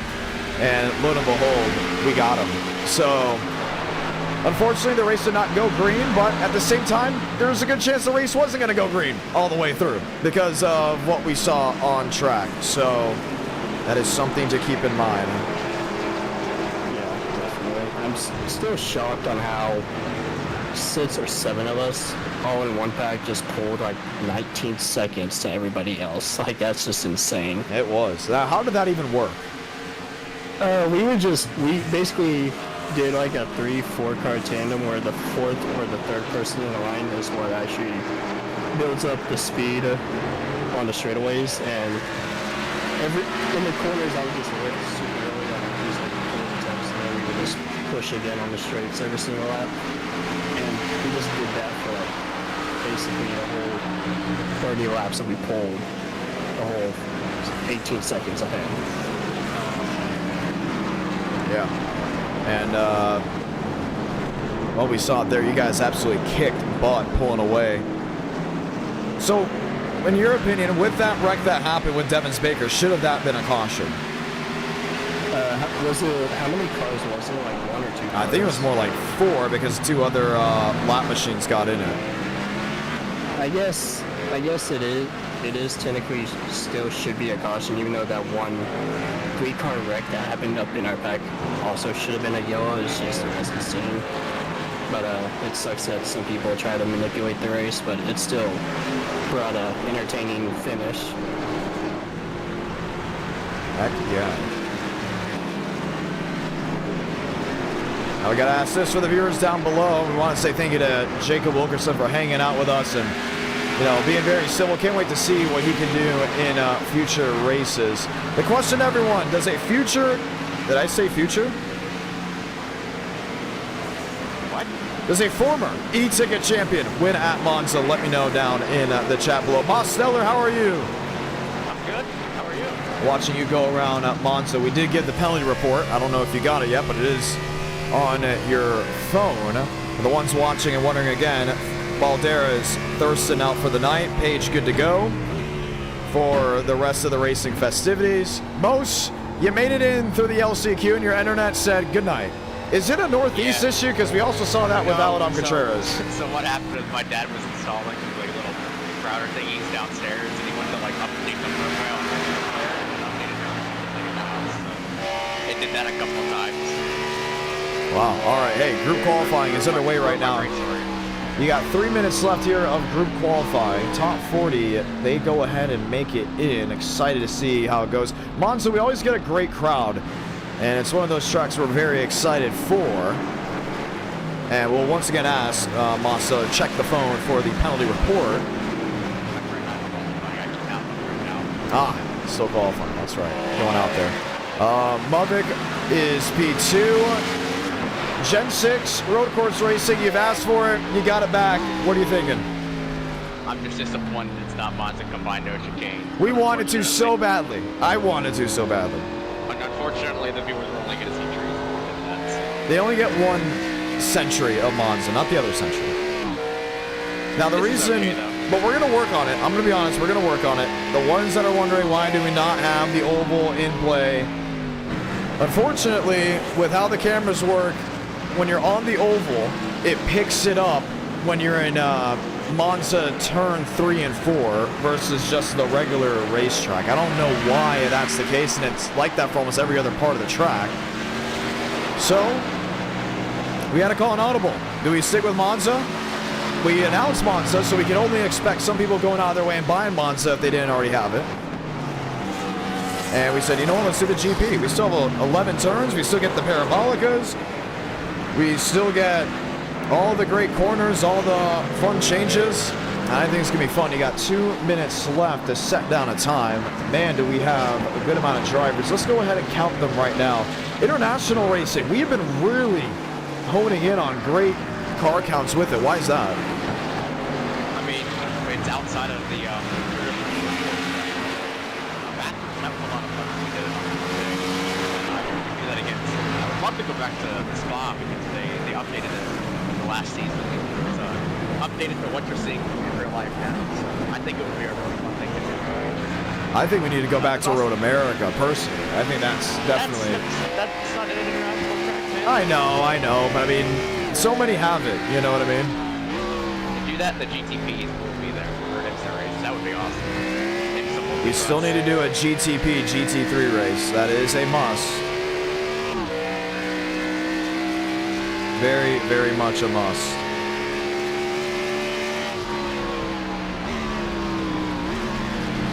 Launching on to the nose of Dillon Basin.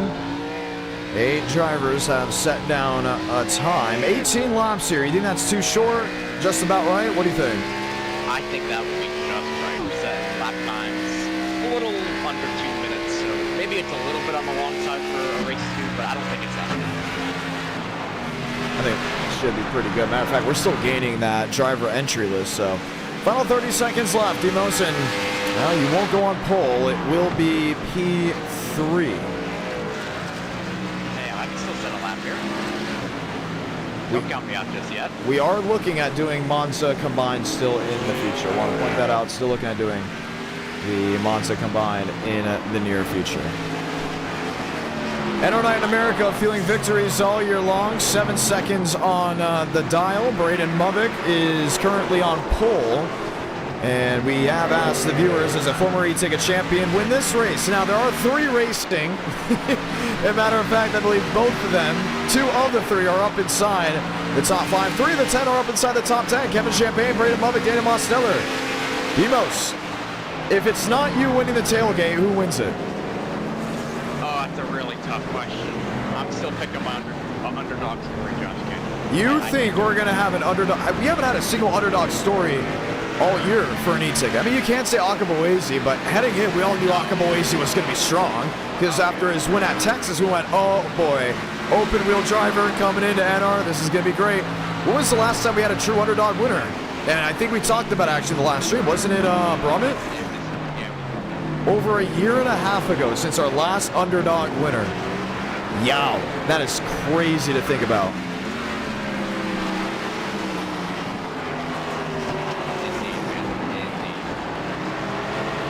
Final minutes on the clock. Drivers working their way in and out. And we'll be ready to go. Green flag racing. Demos, good luck. And that race will continue to monitor and talk with drivers throughout this running, throughout this race, all full of excitement as we get ready to go. Green flag racing. Welcome to NR Night in America. Feeling victories all year long. You know, I know this is a little off topic. Wow, Kyler Wynn, our Canadian-born driver, says, thank you very much. I'll go top of the board. What a time. A 1.52. Lick the stamp and send it in. Kyler Wynn showing why he wants to be on top of the totem pole. Braden Muvick is 3rd. Mosteller is 4th. Dylan Basin is 5th. Schmidt, Christian Kendall, all up there, ready to put the lights on.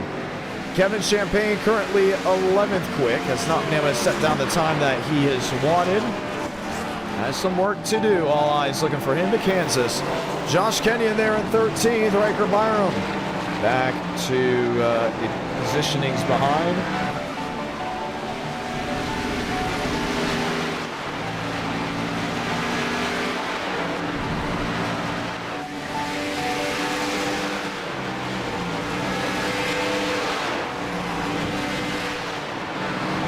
Landon Gentry, no time just yet.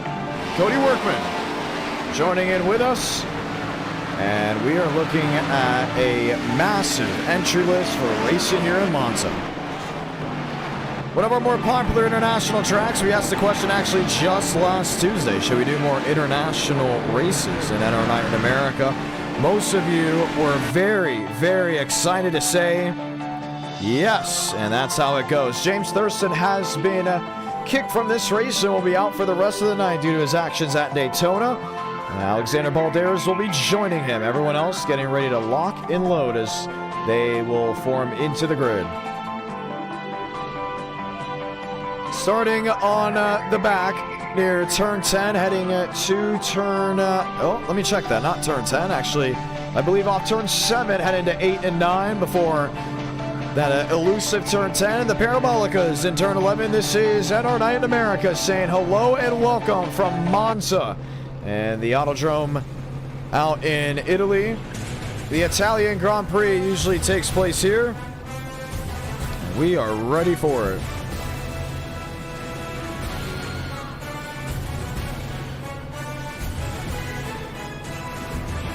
Time to go green.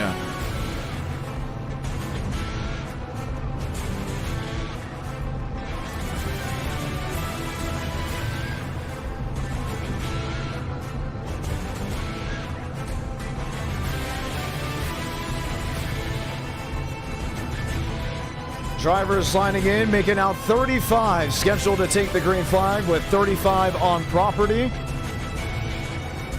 35 scheduled to take the green flag, now 34 with James Thurston being axed. 34 drivers out here, always great to hear, great to see, always fun to watch. The best of the best get ready to go at it here in NR Night in America.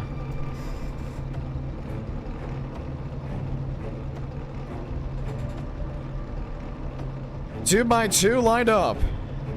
Road course racing and NR Night, always very, very exciting.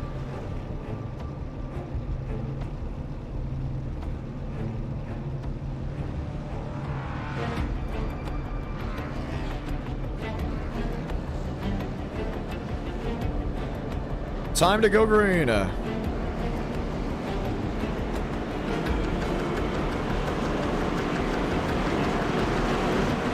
Let's go ahead and say those magical words. Godspeed, drivers.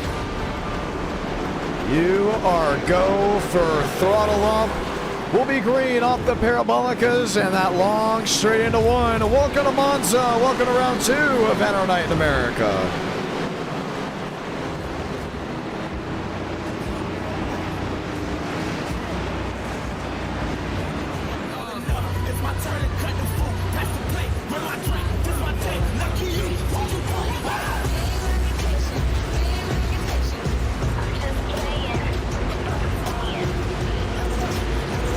Toyota Chevy lined up, ready to go.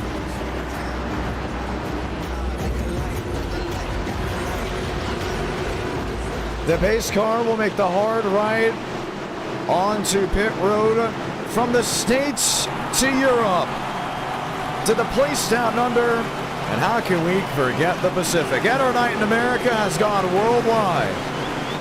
As we all brace for turn 1, we say, let's light the fuse from Monza.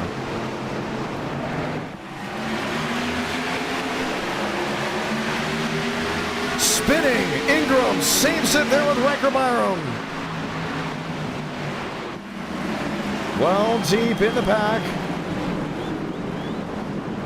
Into 1 and 2, gets tight, gets narrow. Chase Schaefer makes it in. Frank DeAngelis will be forced to make the cutoff.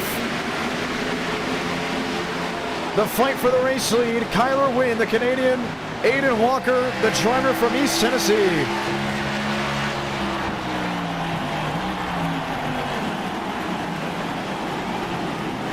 Braden Movick watching on from 3rd. From the sweeper of 3 to the section of 4 and 5. Welcome to the top of the key. This is 6. To the chute. Before that's all downhill from there into turn 7. Mosteller P4.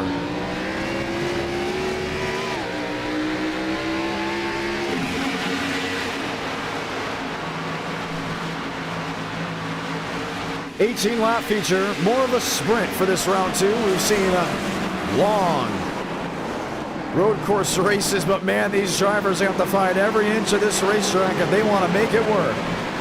From turn 10 to turn 11, the swing to the parabolicas, that's where you see the passing, and you see one here. The Coca-Cola 9 of Daniel Mosteller shunts inside of Braden Movick.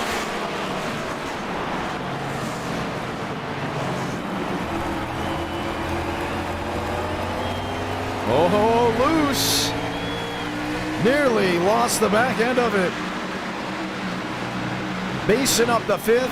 Kevin Champagne, what a drive into 6. With Schmidt and Chase Schaefer watching from behind.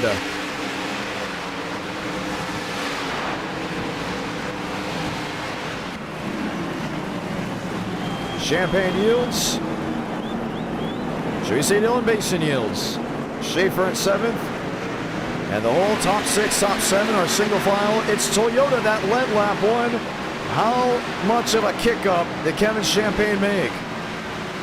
From 11th to 6th. Braden Movick started 3rd, currently 3rd. Hasn't really left. William Schmidt, same with him up inside the top 7. Frank DeAngelis from 21st to 10th. And now he's cutting the racetrack. If he's not getting the slowdowns, he'll be given a drive-through penalty. Wow.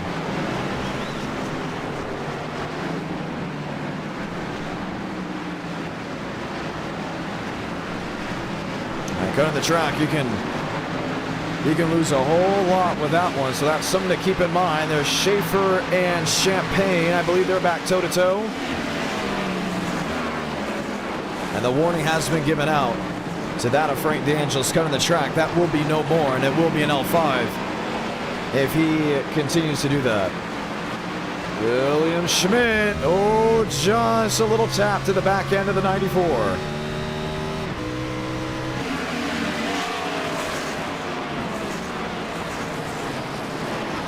Schaefer in 6th, Basin in 5th. Braden Movick sitting there in the 4th position.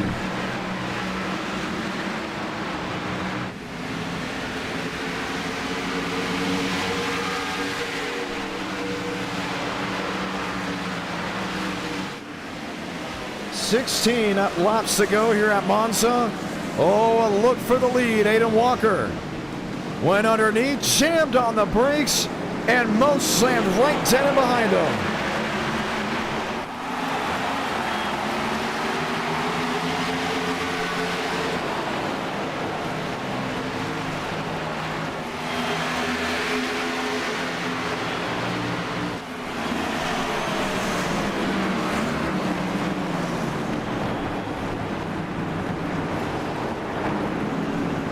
William Schmidt forced off Chase Schaefer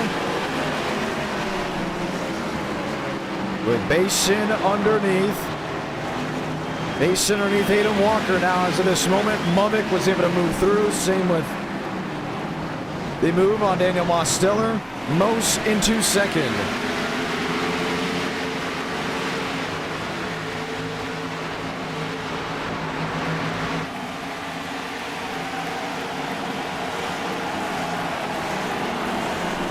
What can you do? Some of these drivers that are possibly trying to make up lost ground. Kyler Wynn, he led lap 1. He led them all the way through. Most is in 2nd. You see the line of drivers. Basin in 4th, Walker in 5th, Schaefer in 6th. Now Schaefer with a peek to the inside.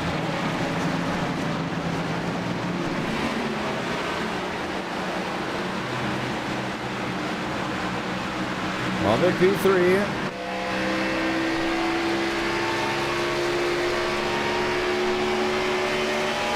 Watching on the back end, that was Basin, Walker, Schaefer, toe-to-toe. Walker look underneath. Oh, this is where it costed him last time, and now it's going to cost him another spot. Just can't get 1 and 2 to work the way he wants. While this continues on, Most has actually gained up into the Kyler Wynn airspace. He's 7 back, coming off turn 3, that sweeper before the hard braking zone of 4 and 5. And Mosteller is going to be right there with Braden Movick as the convoy is on the scene trying to see if they can find a way around Kyler Wynn.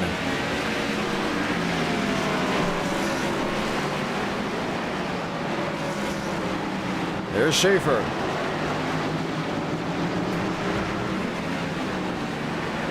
Schmidt there with Kevin Champagne.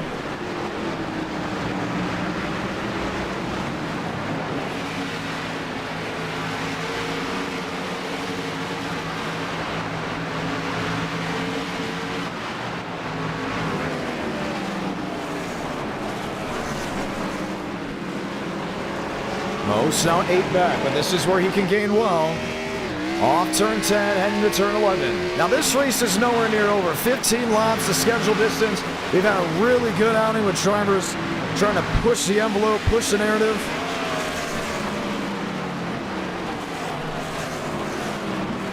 And what it's doing is really stacking up for a great race. You do have some guys already out of the race. Delgado, Shaver, Bundy, the 34 drivers that took the green flag.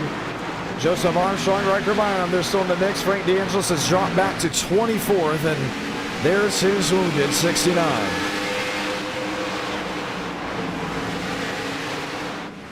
$14 to go.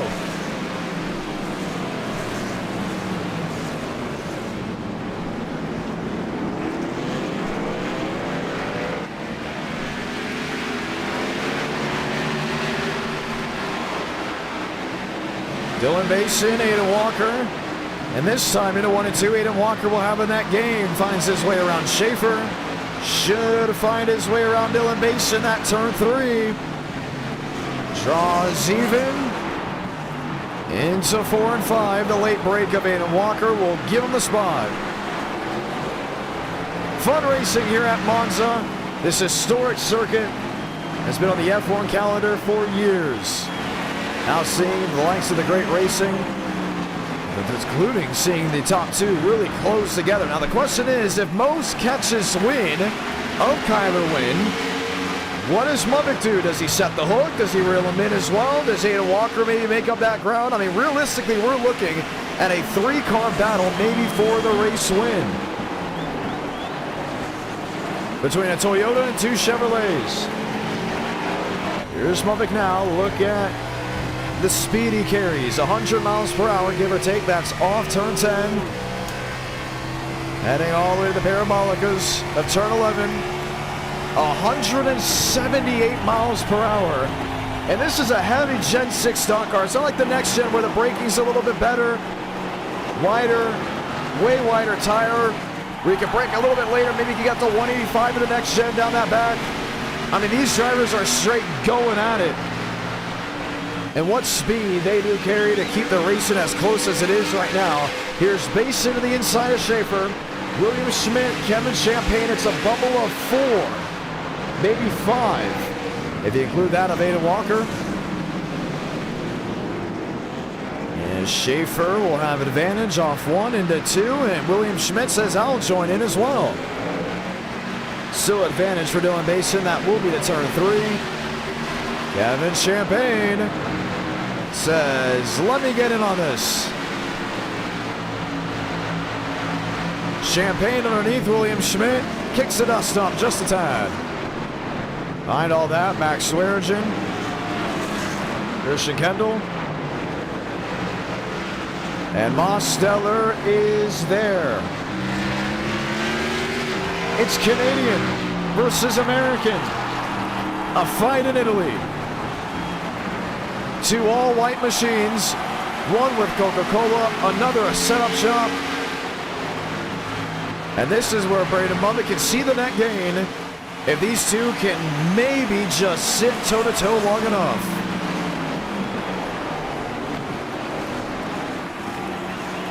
You see how wide that 9 machine gets, trying to sneak his way through.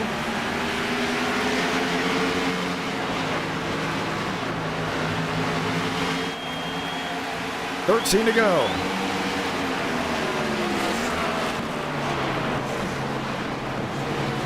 I think what he needs is another mistake out of Kyler Wynn, because man, did that 84 kick it up a notch. This is where things could change. The draft has been huge for the 87. Not as beneficial for the 84. But these braking zones, 1 and 2 versus 4 and 5.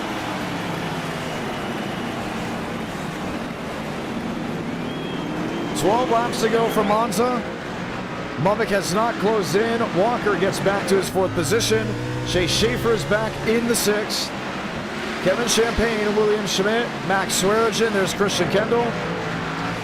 Spencer Burns, Josh Kenyon. And here's Burns under fire. That is by Frank DeAngelis. And no paint scheme there on that Ford. Matter of fact, he's way off. Completely overshoots.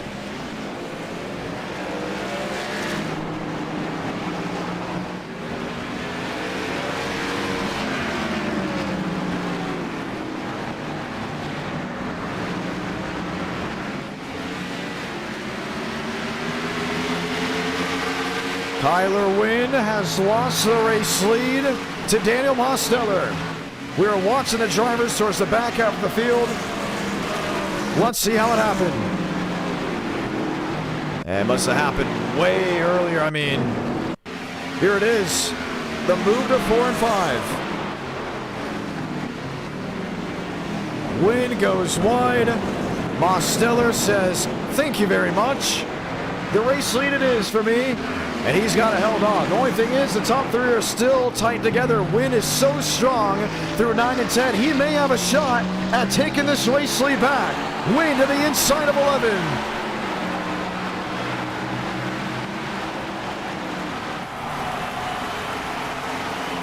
Not on that end. Walker and Schaefer. Schaefer back to 4th. Man, what a race we have. A lot of passing, a lot of changes. You see the weak links for some drivers on one end of the racetrack versus their strengths on the other, and they're really connecting well to give us this run we've had.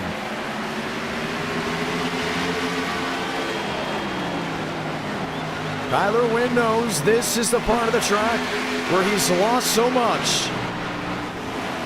And as those two have actually gone toe-to-toe, it has allowed Braden Muff to close in dearly. This time the 84, this is the best time he's worked his way through 4 and 5. Should be set up well for 9 and 10.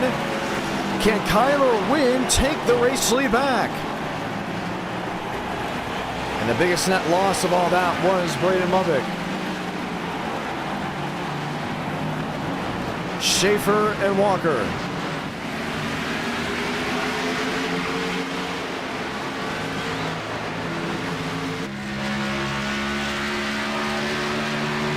Toyota and Chevrolet.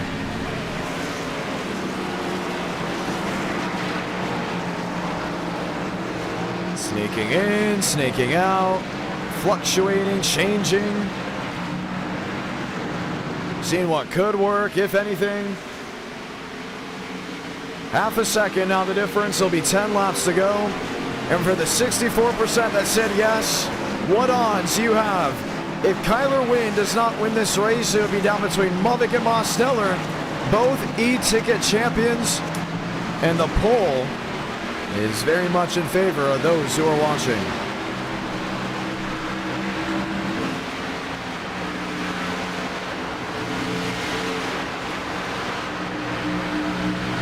What a day, what a race, what a fight we have. Kyler Wynn in the second position. Still fighting that race car. 59 back. Muvick dropping even further. A 2-4. Dylan Bason's really sat with these guys, sitting in 6. William Schmidt, no man's land there in 7th. Christian Kendall in 8th. Josh Kenya now 9th. Dominic Barbagallo. Cody Workman in 11th. Lane Sanders, Xander McKinney.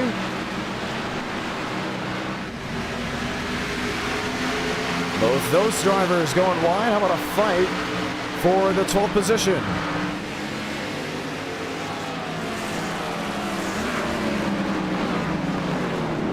Oh, big lock up there for the 66 lane. Going wide. We have one sideways, Keith Ingram.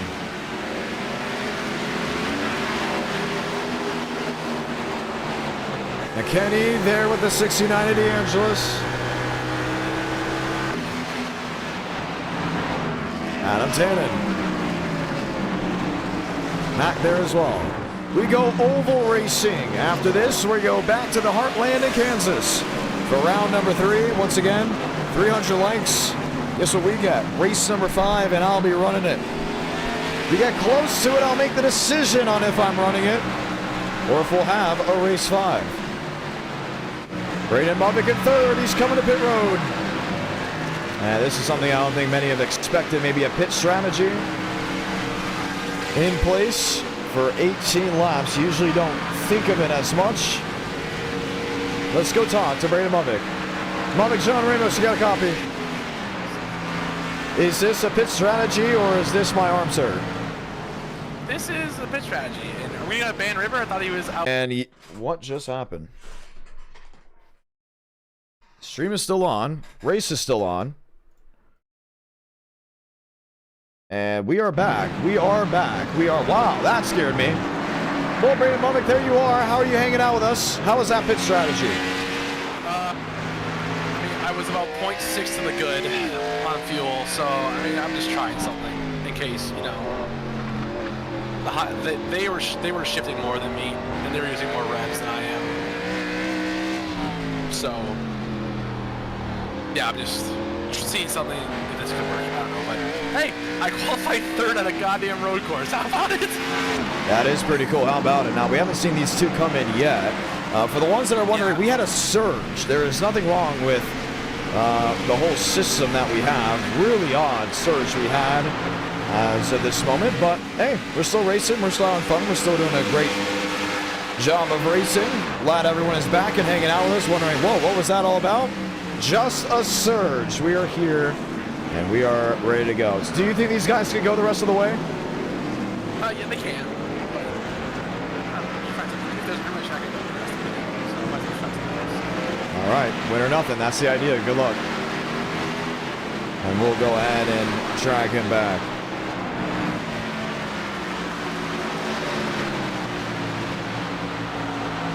Eight laps to go.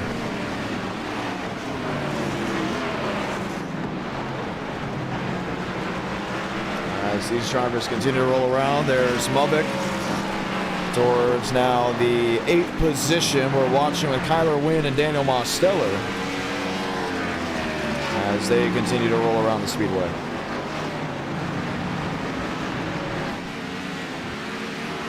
Basin in 5th, Walker P4, he's still got him behind.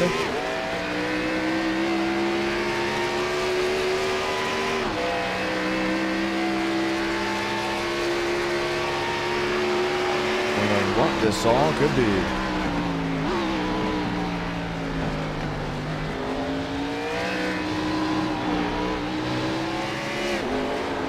Wynn dropping back on time, Walker. He's under fire. There's still a Mason.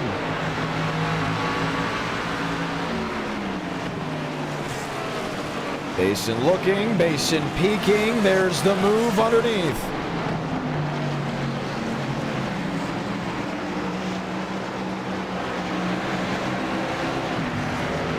Schaefer P3, 5 seconds back, but what a kick up he's had. Making his way through this field. Currently 3rd, Lois is 10th. While other drivers are starting to work his way through, he's been on the up and up. Now, we haven't talked about Joseph Armstrong at all. But he's another one that's been making up ground, another one with internet issues. As a driver, currently 20th, Lois 34th. 7 laps to go here from Monza. You're watching NASCAR Night in America as we're fueling victories all year long.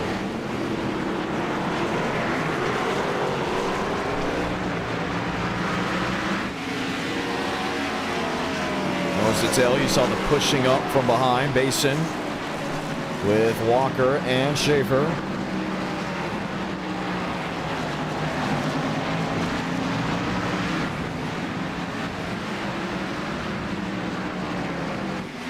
Ramos should have some type of advantage. Wynn being under pressure from Armstrong, unless Armstrong bails out of the throttle before, because man, what a kick up actually Kyler Wynn got on that end of the racetrack. Shuffling, sneaking through. Chevy, Toyota, all lined up, single file.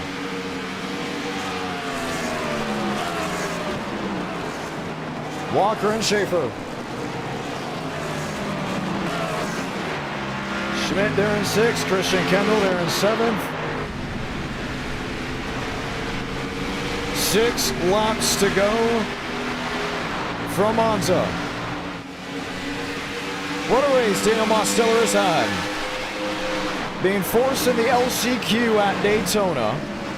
Rallying back to then make it in by, let's just say, inches. To then working his way into the main event. So an internet issue happened, which then sparked the drama that occurred.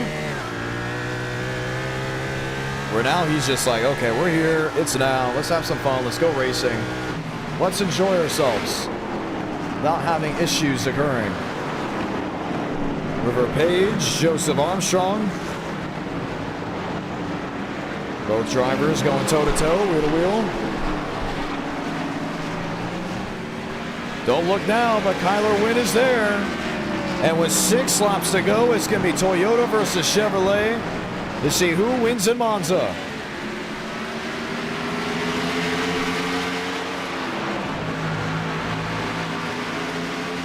I think Wynn's got a really good shot at finding his way around Mosteller, and that's a conversation some of these guys probably aren't sure about happening as of this moment. I mean, he's just been really strong, both these two machines going at it. Is this for position? It is not. They're just out there racing, having a good time. That being Page and Joseph Armstrong. There's third, there's fourth, there's fifth, and Dylan Basin. But if something's going to give, it's got to give here. Tyler Wynn has been quick. But does he have the kick-up necessary to find his way around Daniel Mosteller? 5 to go.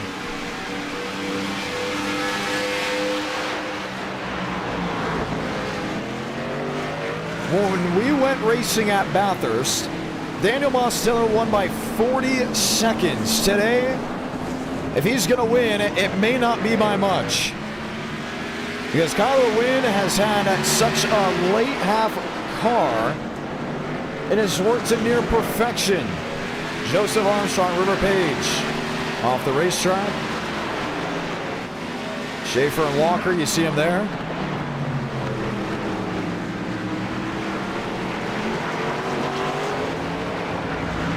Tyler Wynn in the second spot. You still have Schaefer. You still have Dylan Basin end over end, over the humps.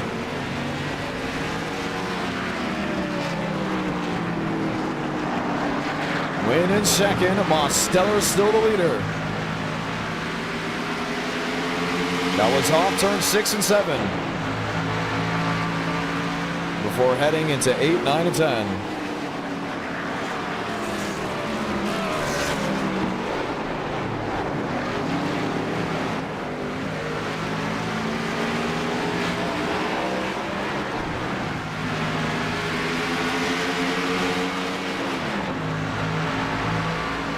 Most the leader, half a second.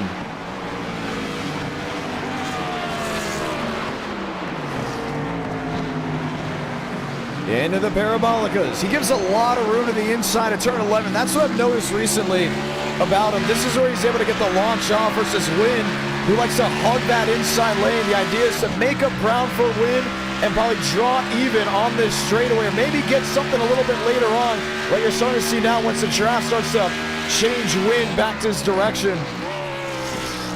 But if Kyler's got something, I mean, he's gonna have to put it on display. There's not many laps to go. Lap traffic ahead, a beautiful 1 and 2. Sizing up at turn 3, bumper to the rear. You heard that downshift. See Most get loose just a little bit, have that rear end tail. Win to the inside. Looks back to the outside, a bump to the 9. Still can't find his way through Mosteller, and Most will lead back to turn 6 before the top of the key of the chute.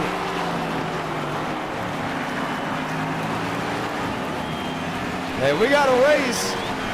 Whether you're a road course fan, an oval fan, a dirt fan, a super speedway fan, or anything with 4 wheels or make it 2, you can appreciate what you're about to see. Racing is art, road course racing is poetic, and you've got it on display right now.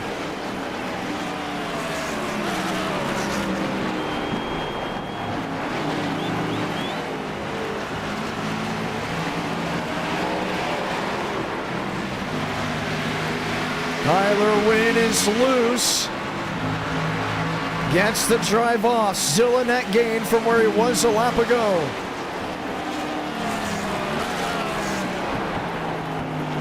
Into 11, this time Most.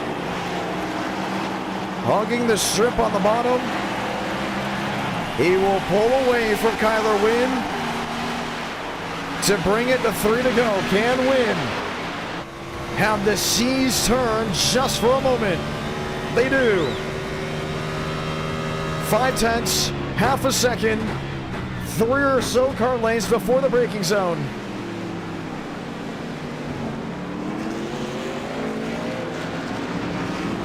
I don't know about you, but I'm still thinking we're going to have one of those classic NR fights. And if something does happen to go wrong with the top 2, there's Knoxville, Tennessee's Hayden Walker sitting in 3rd. with Lakeland, Florida's Dylan Mason sitting in fourth.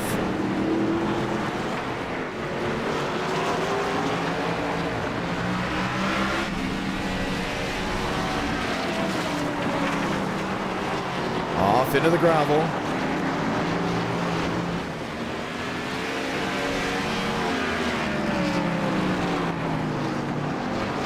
To the inside, still sliding wide.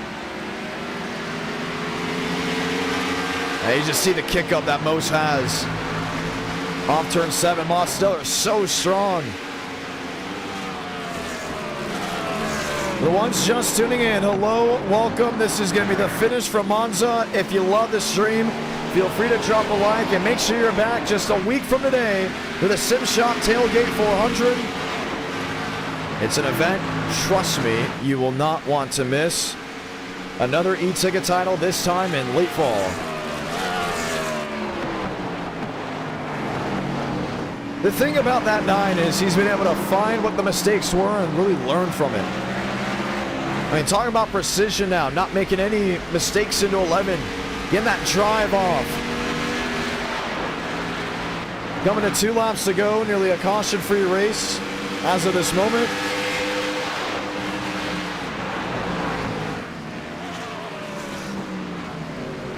You gotta wonder, what is going to give? 1-5, 1-4, 1-3. Wynn has it all going back his way. But this is now the largest advantage Daniel Mosteller has had in about 7 or 8 laps. We look for other fights on the speedway. Braden Movick found his way around Christian Kendall. There's Dominic Barbagallo there in 8th. He found his way around Josh Kenyon. Lane Sanders, Cody Workman, 10th and 11th. Oh, it may be fun to watch. He's got to find his way around Joseph Armstrong. He has to find his way around the 69 of Frank DeAngelis.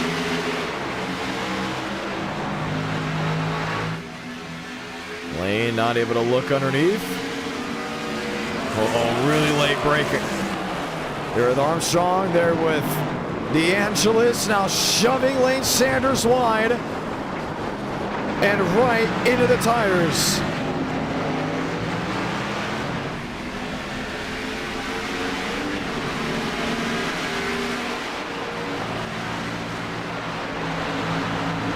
I would not be surprised if Lane maybe tries to pull a payback move.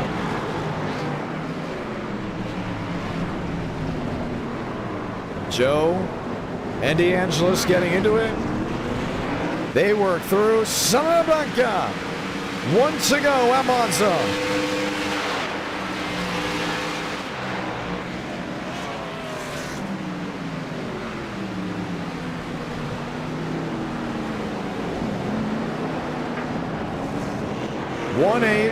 The difference between Wynn and Mosteller. Aiden Walker, 8 seconds back there in 3rd. Dylan Basin back and 4th. That's nearly 10 seconds. What a change of pace it has been. From Mosteller to Wynn, it looked like the wind chill early on. Mosteller took the lead. We thought maybe Kyler Wynn can take it back. I just don't think it's going to be the case. Dylan Basin, you saw him well over the sausage curbing. Final time off 7.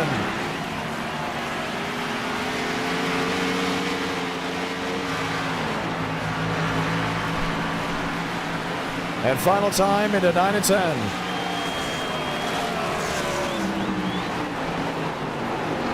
Kyler Wynn throws it in deep, puts it in the grass, in the litter. And even if he can find his way around Mosteller, it will not count. Looks to the inside, Mosteller to the outside. Wynn will take the lead. Mosteller will ensure there will be no technicality as it's the final time off the Parabolicas that we will see Demos share a Coke with everyone else. Most wins in Monza.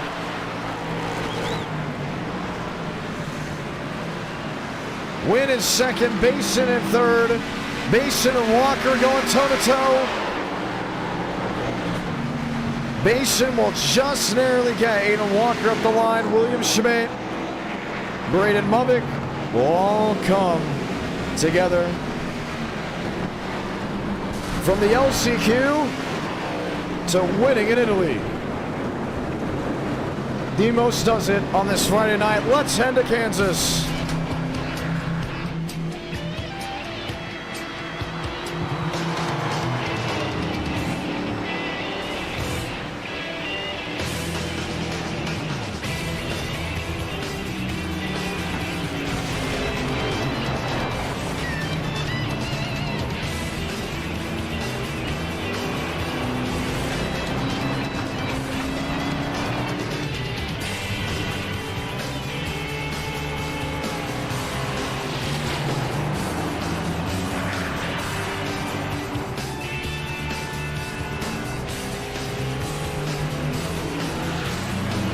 Everyone lined up, ready to watch Mosteller do his victory formation. We talked with him before this race, knowing he was going to be a threat to win. And a threat he was. Most, John Ramos, congratulations. Howdy. And Kyler Wynn would not have been given the win, even if he found a way around you. Did you know that by chance? Oh, I think. I'm sorry, we didn't hear you. What'd you say? No, I said I knew. I knew what I saw him in this corner there. He was just having a little fun. Well, Monza always draws a great crowd of drivers. How was it racing? It was actually a lot of fun. I didn't really, or no one really ran away with it. We were pretty equal on pace. I realized he was a lot better than me under the brakes, and that's where he would gain all of his time. And kind of towards the end, I started the pole away. I think he finally burnt the rears off of it, and then yeah, I just had to keep cool and you know, not really fumble under pressure, which I did a few times in the turn one. Wow. Well, it was a fun race. We're heading to Kansas next. That will be round number 3. What race are you most looking forward to? For the ones still wondering, yes, iRating cap will be off for Kansas and as well for Hickory. Oh, what did you say? What are you most looking forward to? I was looking forward to this race. But yeah, I think Kansas will be fun. Is it a day or night race? What should it be? I say you make it a day race. I'll say this. If Hickory does not get too many drivers, because I'm not sure how many will join it late, I'll make sure I join that race, just in case we can't hit the 300 likes. But that depends. I'll be up to the viewers. Do I race Hickory? Do I watch Hickory? What do you think I should do, Demos?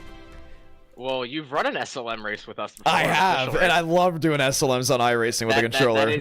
That is a gem that is on my YouTube channel. That was an all-time race. Yeah, Joseph Armstrong somehow made iRacing believe that I did not finish in front of him. That was very really unfortunate. funny. Very, very unfortunate. But yeah, that's one thing to think about. You know, do I race the Hickories? It depends on how many people are joining. Because if we have a lot joining, then it's like, okay, you know, I can do a super late model race after. You know what I could do? I would love to race this event. You know what it is? Super late models, Phoenix. Give me it. I've done it with the AI sessions. I love it. Personally, I like it. It really wasn't good when we did it that one time, and it's coming from the guy that won that race. Ooh, Braden Mothick said only bad drivers want day races. Opinions? I think having it as a day race would be a lot more fun. What do the viewers say? What do the viewers say? Now, you know the viewers love night. You know these viewers love night. Actually, you know what I kind of want to do? If I'm going to race, I think I should do IndyCar. And I'm going to even throw one further, just so I have a shot, Kentucky. Are you kidding? What? Spin the wheel again. Spin the wheel again? That's what you should do for race 5. We have an automatic race 5 today, and you spin the wheel. I don't know. It depends on the likes. Can we get to 250 likes? If we get to 250 likes, for sure. We'll narrow it down. No, if we get to 187 likes, we do a race 5. You must be Confucian. Yeah, I am. Well, Bryce Benton at night is not going to be better. all right. Well, we're gonna get ready. 40, we will not be making at night. Oh, I have 40 wins. Wants it to be a night race. He's a Texas fan. Let's see. You know what? I think we're gonna do pretty good with Kansas with the hour we currently are running with. So we're gonna do the practice the way we usually do the practice. How many laps at Kansas? Because I'm not gonna lie, I'm really in the mood to race. Like I want to race now on NR. Like it's such a luxury that you guys get to race in NR. I'm not saying this as like as a oh woe is me, because I love calling races. It's honestly, I think, an even bigger luxury to call races. But I really want to give it a shot. Like I don't know why, I just had the urge today to race. You need to race with the chat on. That's what you got to do. Race with the chat on? Yeah, you got to race. No, with like the driver's chat on. No. Oh, absolutely not. No, because I'm one word away from, you know, packing the bags. Not with the things currently going on in my career path. So, Whenever no. I'm leading by a lot on a road course. Session's up, by the way. Everyone fighting in the chat, like, it's in-race entertainment for free. Pretty awesome. I'll say this, though. If I do race, I'm willing to put the YouTube live chat on the screen. I mean, that would be pretty cool. No, that would not be cool. That would just ruin the experience. Oh. I don't know. We can figure something out. I think I really want to race. I think I want to do a super late model race, honestly. I'm in the mood for a super late models. I don't know where. Don't say National Fairgrounds, because that'll blow steam. Actually, you know what? National Fairgrounds probably wouldn't be that bad of an idea. No, we do that all. No. What do you mean we do that all the time? By the way, if you guys don't know, Demos' favorite word is no. Really? Oh, yeah. I don't think you ever said yes to anything that was pretty cool. Come on. Super late models at Nashville, we get at least 20 guys. I put around in the back. I pull a Mike Murray. We haven't had Mike Murray race this year, unfortunately. But I love Mike Murray. You're going to self-spin on lap 1. No, I'm not. Yes, you are. No, I'm not. I want to have testing. Self-spins in an S. No. Well, if you put a faster pair on, I'm all for it. Well, the People's Champ is not really the People's Champ if he self-spins in a super late model race. I want to do super late models somewhere. Like, I actually want to do a super late model race. I said 5 flags a couple days ago. Oh my goodness, and I've done 5 flags. I can do 5 flags. I could so do 5 flags. Yes, I think we can do 5 flags. Snowball Derby's coming up. I may or may not be going.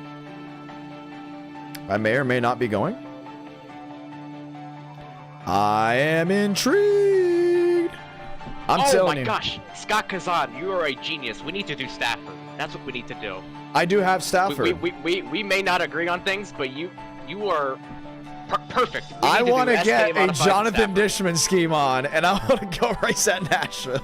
Stafford is the best track in the world. We need to do that. Well, or we do Nashville quarter mile with the legend cars, and then I can race. Yeah. Oh my. Yes, we've never done a legend car race. We've never done a legend car race. I kind of want to run it. We need to go full on Nashville Fairgrounds with this. I need a Jonathan Dishman limited late model. I need an Aiden Walker legend.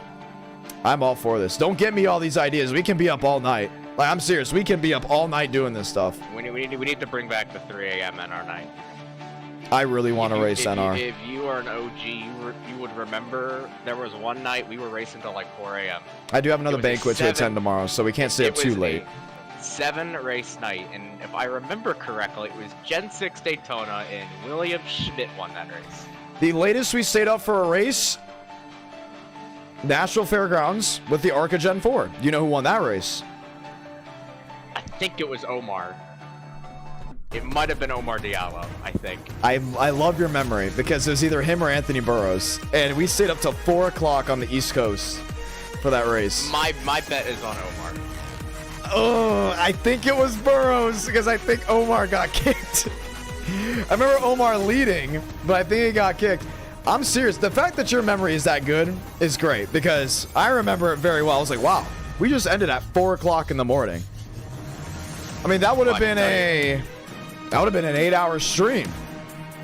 Well, I've done NR for so long, I unfortunately know a lot of stuff. No, that's not unfortunate. That's cool. That's why people love you, Demos. I can be NR's historian. I'll have classes in the Discord. 5 p.m. every Wednesday night.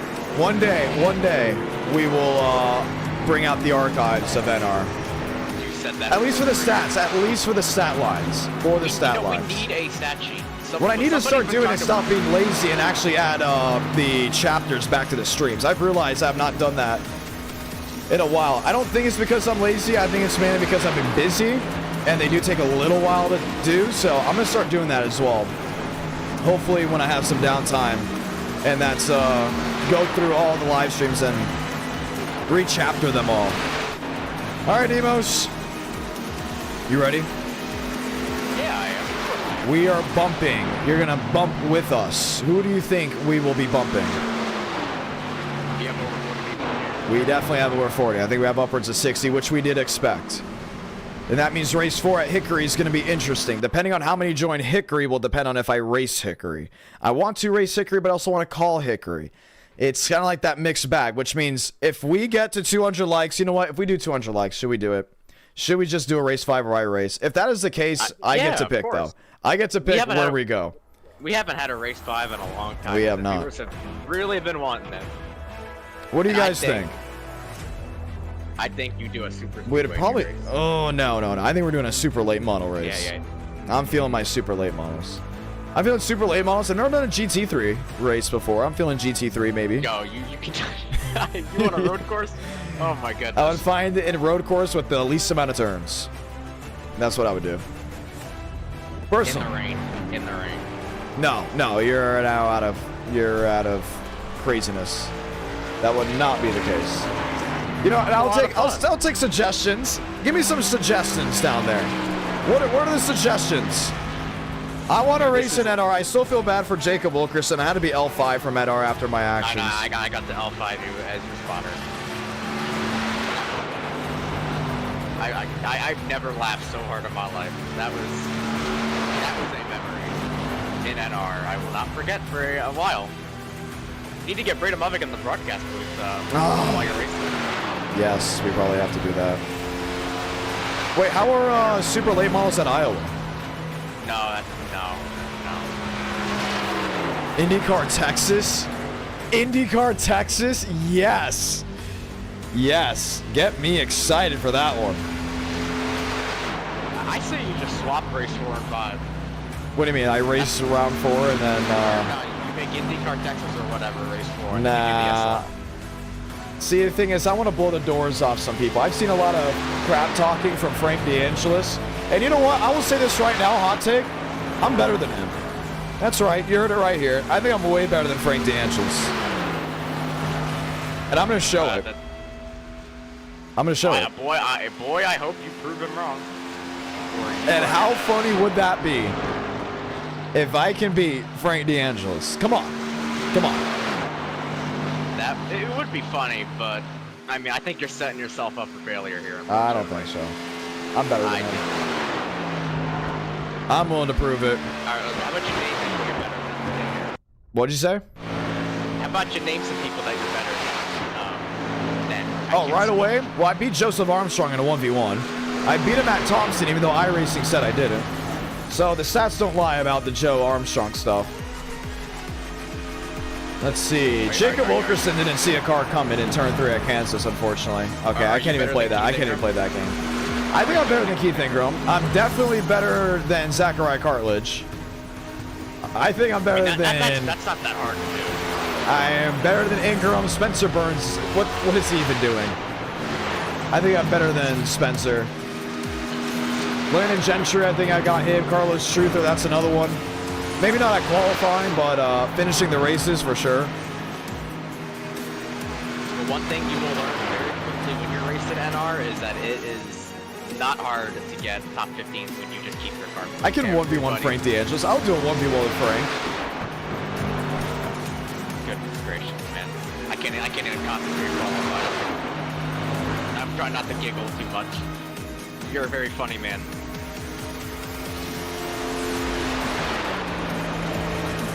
Let's see what's going on.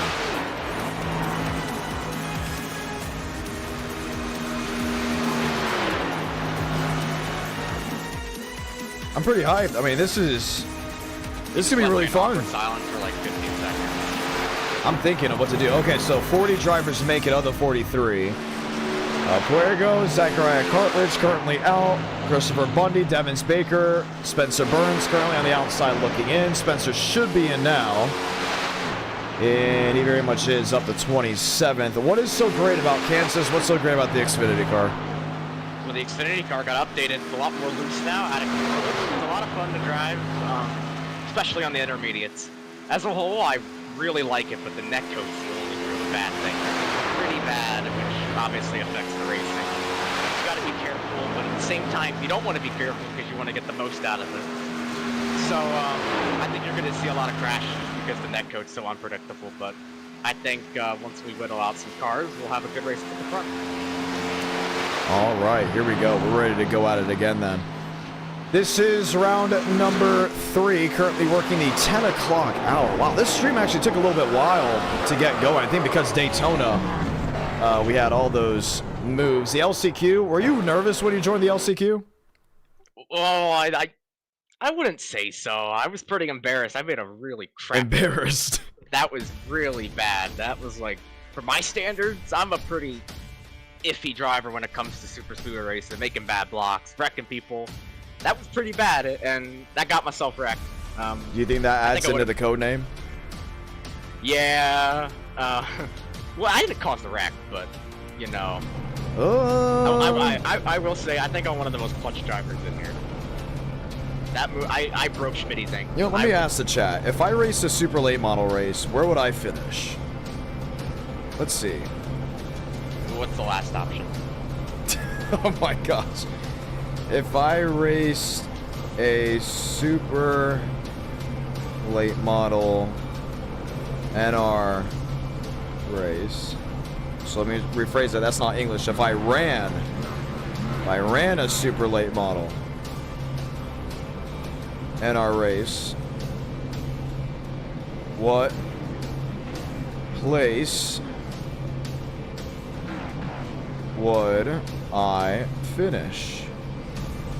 I'm gonna go, obviously there's 1 through 10, which is probably the most common. We'll have 11 through 20. Of 21 through 25. And then we'll have 26 through 30. Now remember, you gotta bar Rex. You gotta remember about Rex, right? Yeah, last option. I mean, it's not that hard. I kinda wanna do the super late model Phoenix. I love super late models of Phoenix.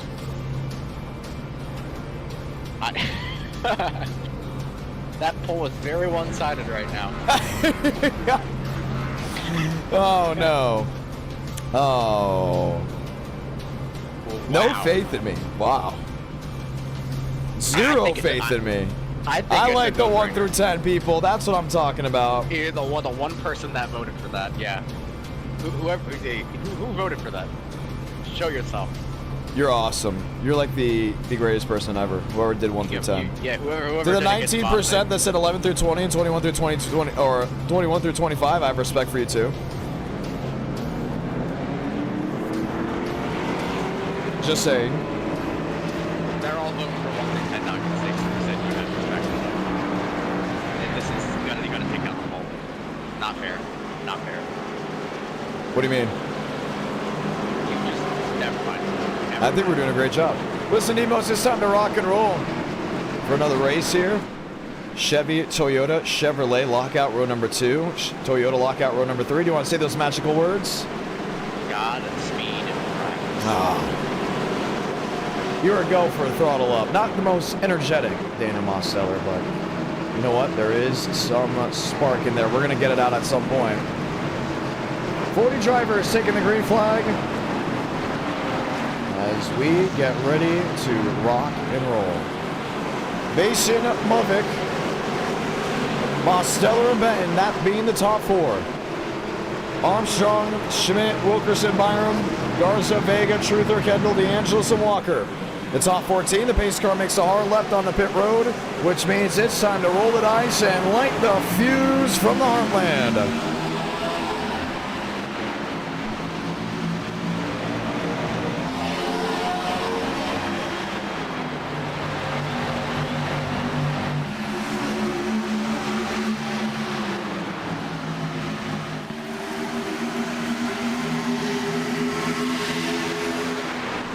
Benton up near the wall. Joseph Armstrong on the inside. Multiple drivers running different lanes, trying to see what works best for them. Lubbock to the line, couldn't get it. Basin leads lap 1. Basin on the outside, the Toyota Super Red Bull. Lubbock on the inside, the 42 Chevrolet. Now remember what they said, these cars were updated as of recent. They're more loose, they're more slick. And you already saw a lot of slipping and sliding deep in the field, and these guys have really single filed out. Lubbock will take the lead. Basin will be in second, with Mosteller going back to the 3rd position.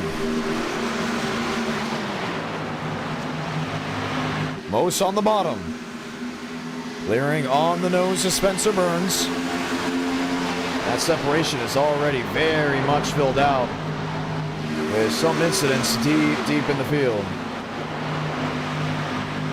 37 laps to go from Kansas. What can Dylan Basin do? He lost the lead of Lubbock. We haven't seen that 42 go to victory lane in quite some time. Could that change this afternoon? Christian Kendall. Launching on, Spencer Burns on the outside, Adam Garza on the bottom.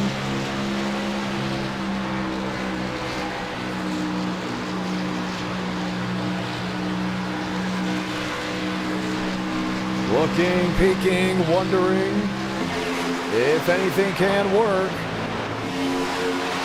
Mosteller there in 3rd, Joseph Armstrong back to 4th, 2 in the wall. Garza, Spencer Burns have both nailed the outside retaining wall. Aiden Walker gets back on his horse and he's rolling.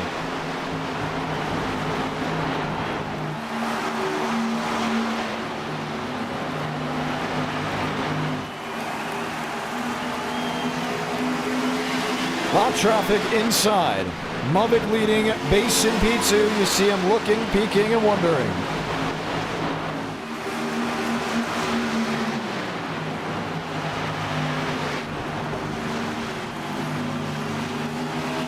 Strong winds, offerings. There's Joe there in the 5th position. Peeking underneath, don't think it'll be on that end of the speedway.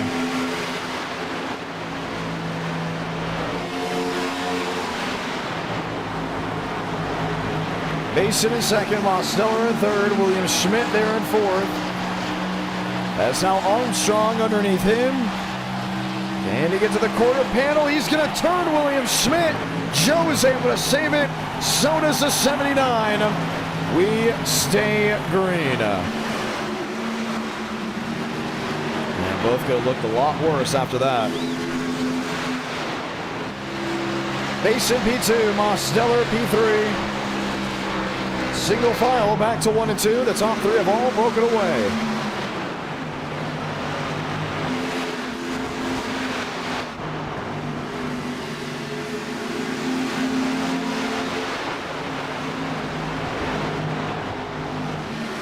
Basin on the outside. Oh, switchback. Basin underneath. Lubbock to the top of the racetrack. Most watching on from 3rd. Another incident. Single car. Drop to the bottom of the racetrack. Happening very, very deep in the field. This time it includes Joseph Armstrong, and it will bring out the yellow. Joe at one point a front runner. And look at the rear end of that car. I don't even think that's supposed to be the way it drives.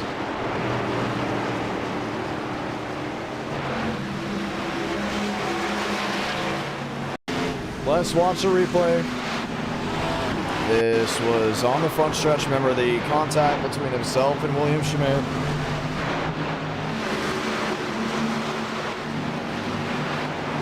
Schmidt got back going.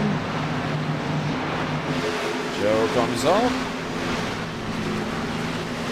and gets right into Spencer Burns.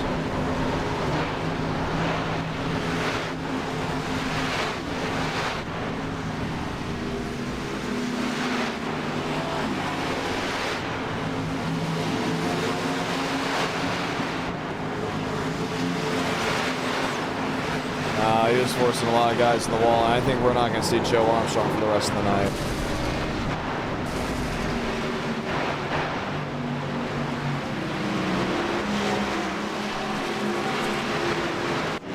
His car has been towed out. There's Spencer Burns. I don't think he's too happy with him.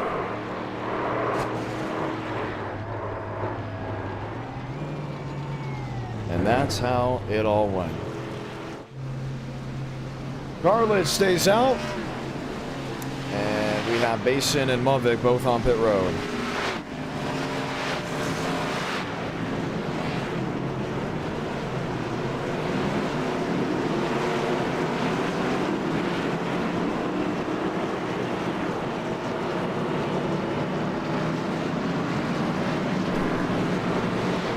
Varas will be in second, and I believe that was actually where he needs to get his lap back, so he will not be able to hold on to that positioning. Basin will now go into second.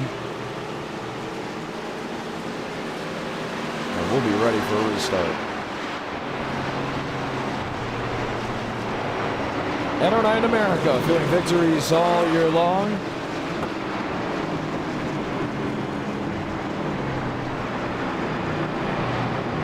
As we are ahead of the restart. Ford, Toyota, Chevy, Toyota, Chevy, Toyota again. All the way back around. As we'll get the lights off this time and get the one to go.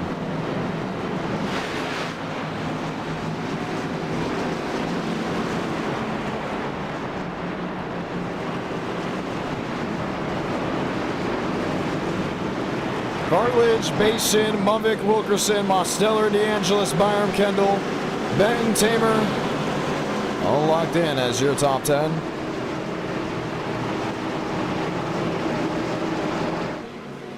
Set to go ahead and try it again. Delgado back on the racetrack.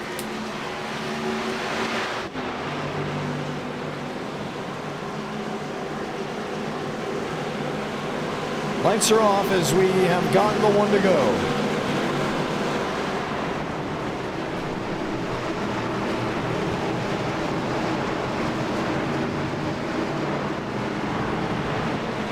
Cartledge, Basin, Movic, Wilkerson.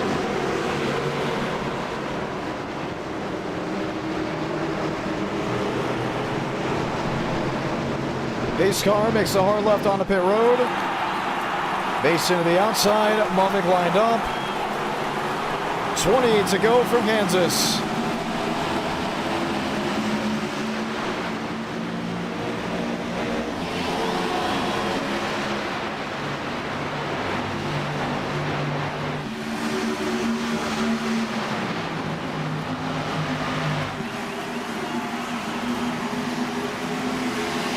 Movic sneaks through, Basin to second, Wilkerson back to third. Single file, bottom of the racetrack, Riker Byram. Having Christian Kendall watch on there on the 38. He moves to the bottom. All shuffling, swaying, looking for something. DeAngelis, top of the racetrack. Loose off exit, one spinning the 0-2. Contreras goes around.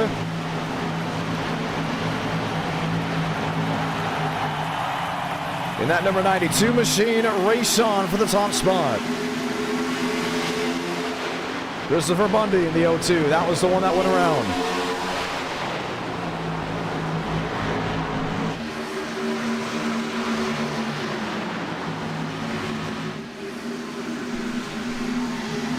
Chevy, Toyota, Toyota, Chevrolet. Different areas of the speedway being used.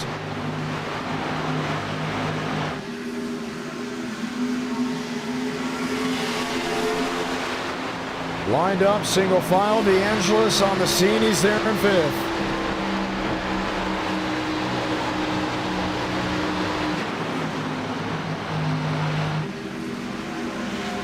Mason in 2nd. Wilkerson in 3rd. Mosteller in 4th. You see Spencer Burns sliding again down the back.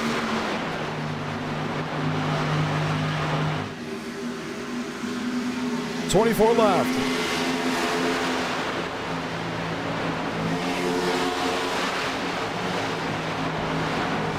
Mason P2. Still Jacob Wilkerson watching on from P3.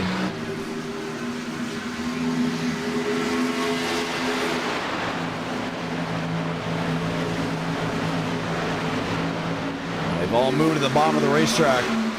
Only place they can run. Riker Byram watching on as one driver up in front of him.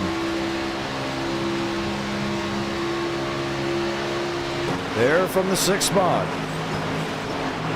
Schmidt in 7th, Benton in 8th, Kendall in 9th. Yahir Rodriguez there in 10th.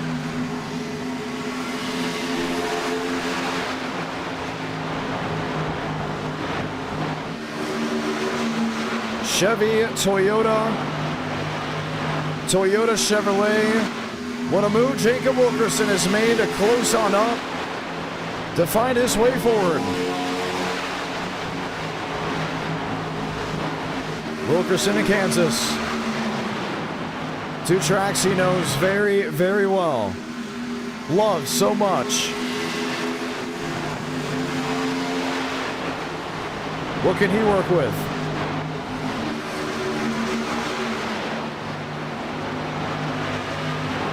Basin a look top. Maybe a look to the bottom.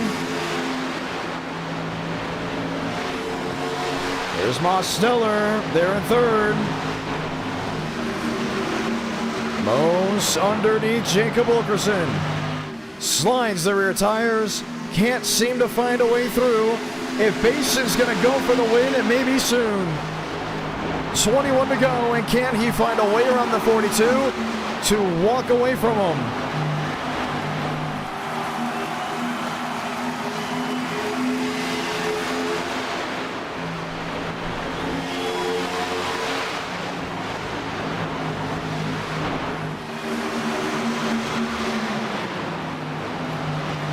Wilkerson outside. Oh, Mosteller inside. How does that work?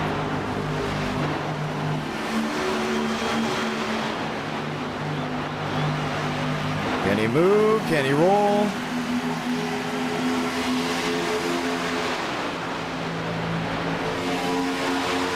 Looking for a peak.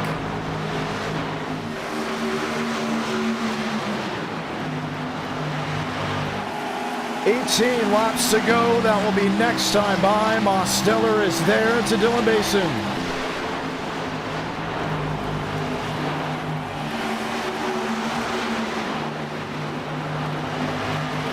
Basin topside, switches to the bottom.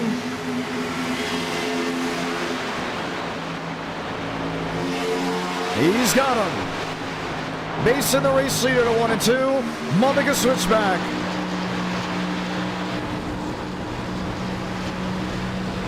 Can't get cleared. Basin finds a way around. And with 18 laps to go, it's Red Bull leading in Kansas.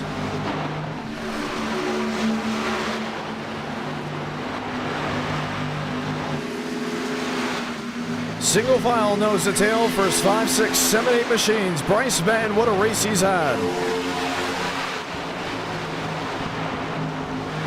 Mavic again underneath the 4 of Dylan Basin.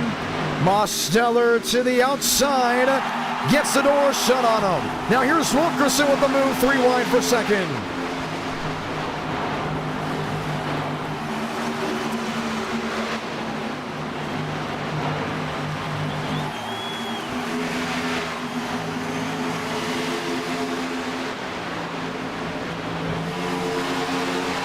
The Tip Top Club.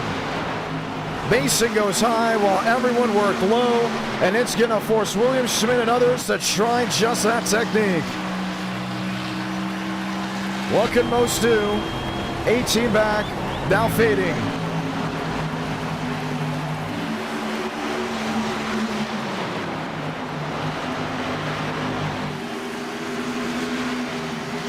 $15 to go.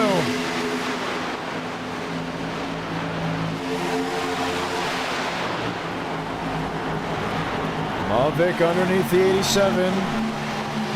Wilkerson and Schmidt, 4th and 5th.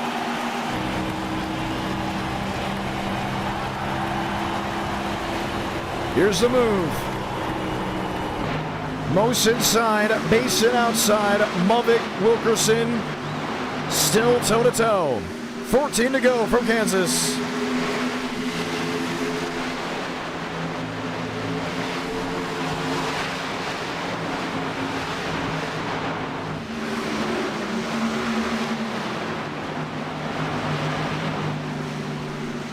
Lap traffic looking to get out of the way.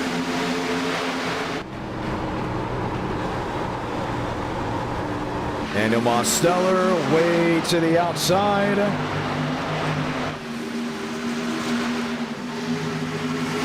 $13 to go. Mulvick there in 3rd. He's watching, he's waiting, he's wondering. While Jacob Wilkerson sits and wonders as well from 4th. Next lap machine, Spencer Burns.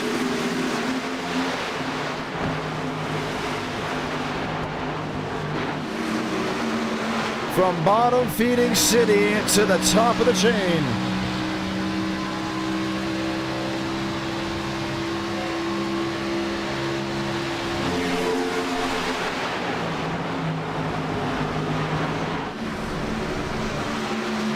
Now something's going to give. It's going to be soon.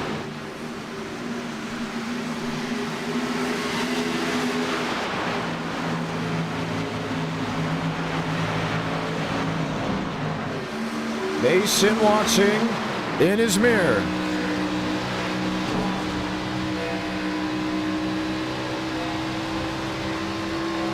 Looking to the bottom. Trying to make something work. Trying to watch something feel.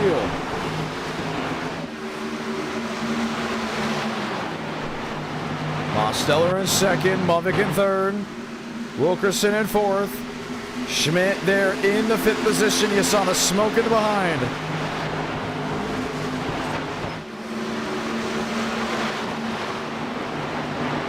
10 laps to go from Kansas. Basin has pulled away. Now Mavic to the outside of Daniel Mosteller.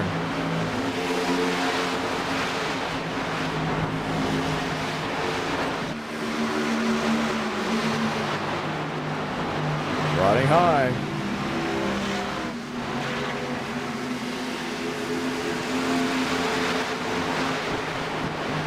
Seven the difference. Wilkerson P4, there's Mose in P3, there's Mavic in 2nd. Dead ahead of him, Dylan Basin. He's leading, he's holding, 9 to go.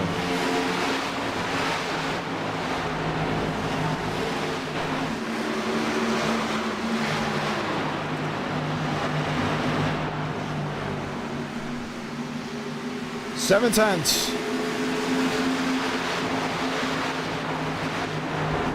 That's the difference. Wilkerson watching on a full 2nd back there to Dylan Basin. And what can Braden Mavic do to maybe close that gap ever so slightly? He has 8 laps to maybe figure it out. It's a 6-1 now. It was a 7-2 before. He got it to a 4, but he's in the wall. Mavic hits the fence, still has it at a 4. Basin also with the ill-handling race car.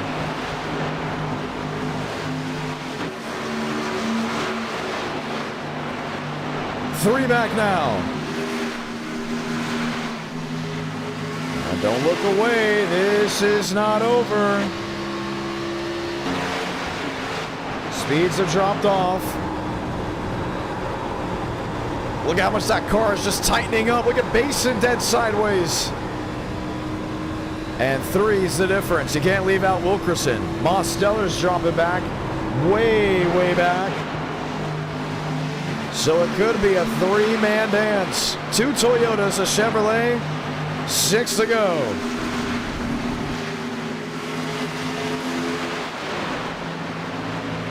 One lighting up the grass.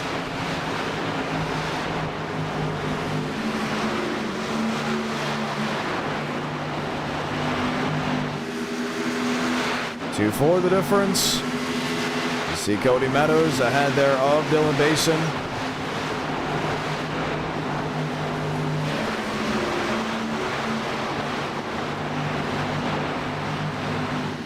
Two, 5. 2-4 and closing, maybe not, back to a 2-7. Lot traffic dead ahead. Where does Basin go? Right through the middle. Mother chooses top, maybe an inch higher, maybe a foot. 18 back. We have a race here in Kansas. Lap traffic got in the way.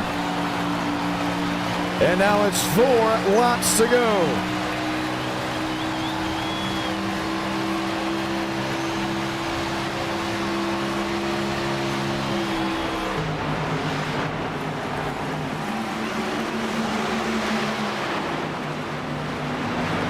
$14 the difference, 13 the difference. Here's Mavic with another move. Underneath Dylan Basin, can he crowd? He can't. 3 to go from Kansas.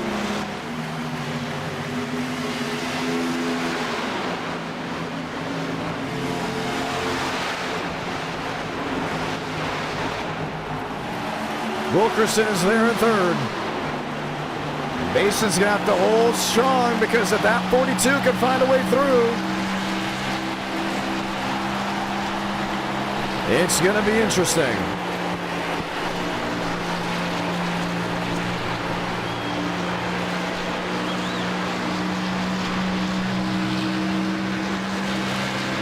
Top side, inside, looking left, looking right.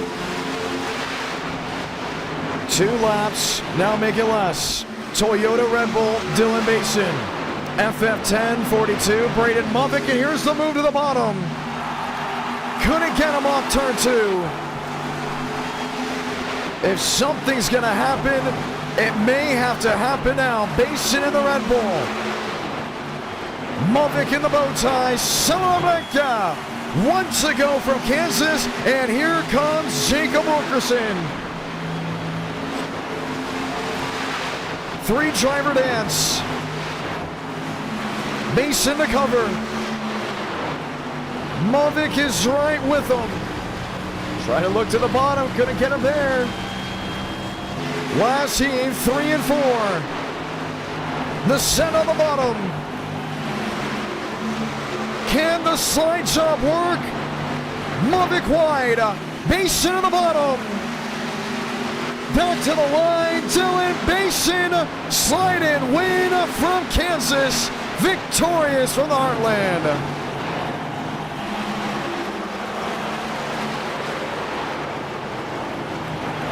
Man, what a race. Wilkerson 3rd, Mosteller in 4th.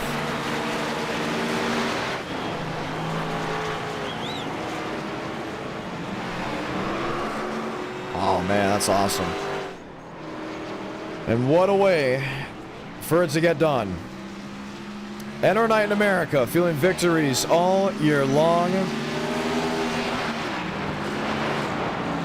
Things got wild, they got wild in a hurry. And that, right there, is how it will end.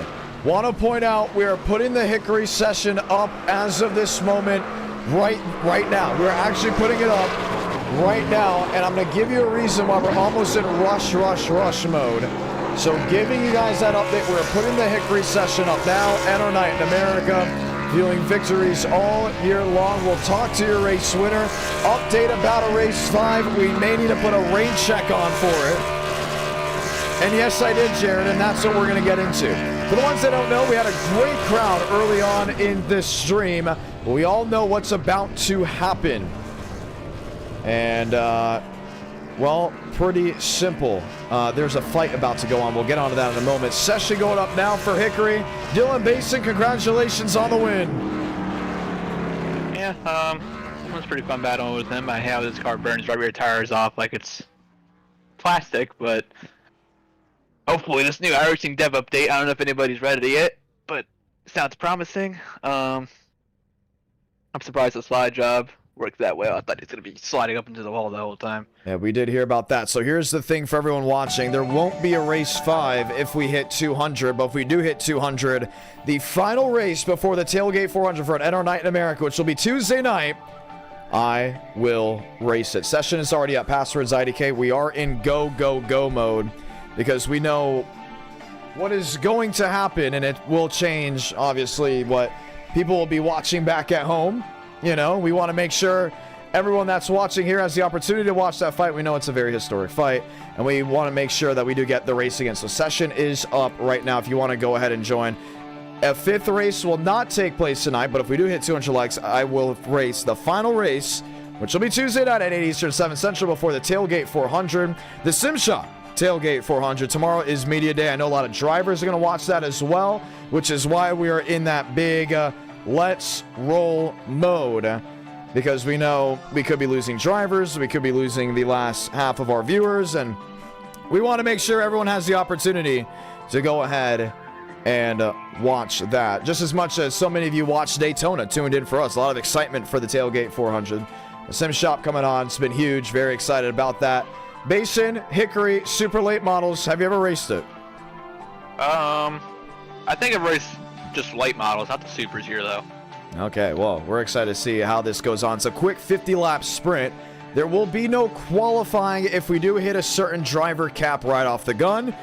If not, we'll advance right into qualifying. We think we can spare about 5, 10, 15 minutes. But we do know, I just looked at the clock. When the idea race 5, I was like, oh man, we can do a race 5. I looked at the clock and I realized, wow, we took a long time to get through Daytona. And then Monza, took a little while. We kind of dragged our feet into Kansas. So, yes, if we hit 200 likes, I will be racing the final race before the Tailgate 400. That will be Tuesday night at 8 Eastern, 7 Central. Once again, 8 Eastern, 7 Central. But we want to see how many we can get here for Hickory so we can go ahead and give it a heck of a race. It will be 50 laps. Once again, 50 laps. Still fun. Super late model action. We're ready to be for it. But we know so many of you are getting ready to watch the fight. So the goal is to get in and roll. If there's not a lot of drivers joining Hickory, I'll race Hickory. Why not? Going to be a lot of fun. Basin, congratulations on your win. Thank you. Thank you for putting on the... Oh, and unfortunately, cut him off just before because we are in that let's move quickly mode. It's not a rush. I don't like rushing. Usually we go off of the way we think. Mose, how are we feeling, Hickory? There's a whopping 9 drivers in here. Yeah, that's another thing. We may have to call an audible. And if that is the case, if we hit 200 likes, then we have to double it up for Tuesday. And I know why that we don't have too many people in here. The fight is ready to take charge. So, whether we make it up on Tuesday night or we do it now, it's totally up to everyone. I know we've had a lot of races. We had 2 duels at LCQ, a main event. If it's not the commanding crowd we have, and it's all getting ready to get started, we will make it up Tuesday night, which means we'll have 5 races for sure on Tuesday night, and then maybe even a 6th race. Maybe one that I race, maybe not. If we guarantee a 5th race over there, we'll figure it out on how that all rolls. But currently, we're here at Hickory. There is not many here. I speak for everyone when I say we should do something at night. You should do what? We should do something at New Atlanta at night. I speak for all the viewers when I say we want that. We will see how that goes. Did we hit 200 likes? We have not hit 200 likes. Okay, some people are saying do it, as in make it up. So we're going to do that. Race fans, we are not going to have this 4th race. The 4th race can go on for the drivers hanging out.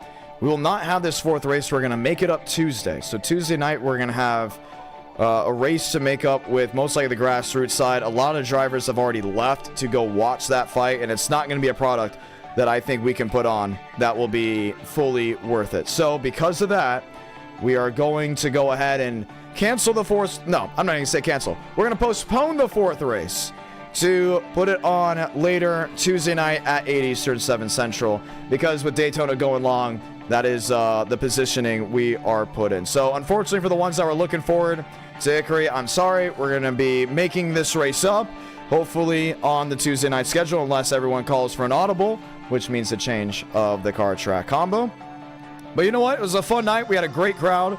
We had great racing. And I know so many of you are already working your way to go ahead and watch that fight. So we're going to let you go, and we can't wait to see you back Tuesday night. We're making it all up before the Tailgate 400. I want to say so much thanks to SimShot for coming on. I'm John Ramos, the voice of NR.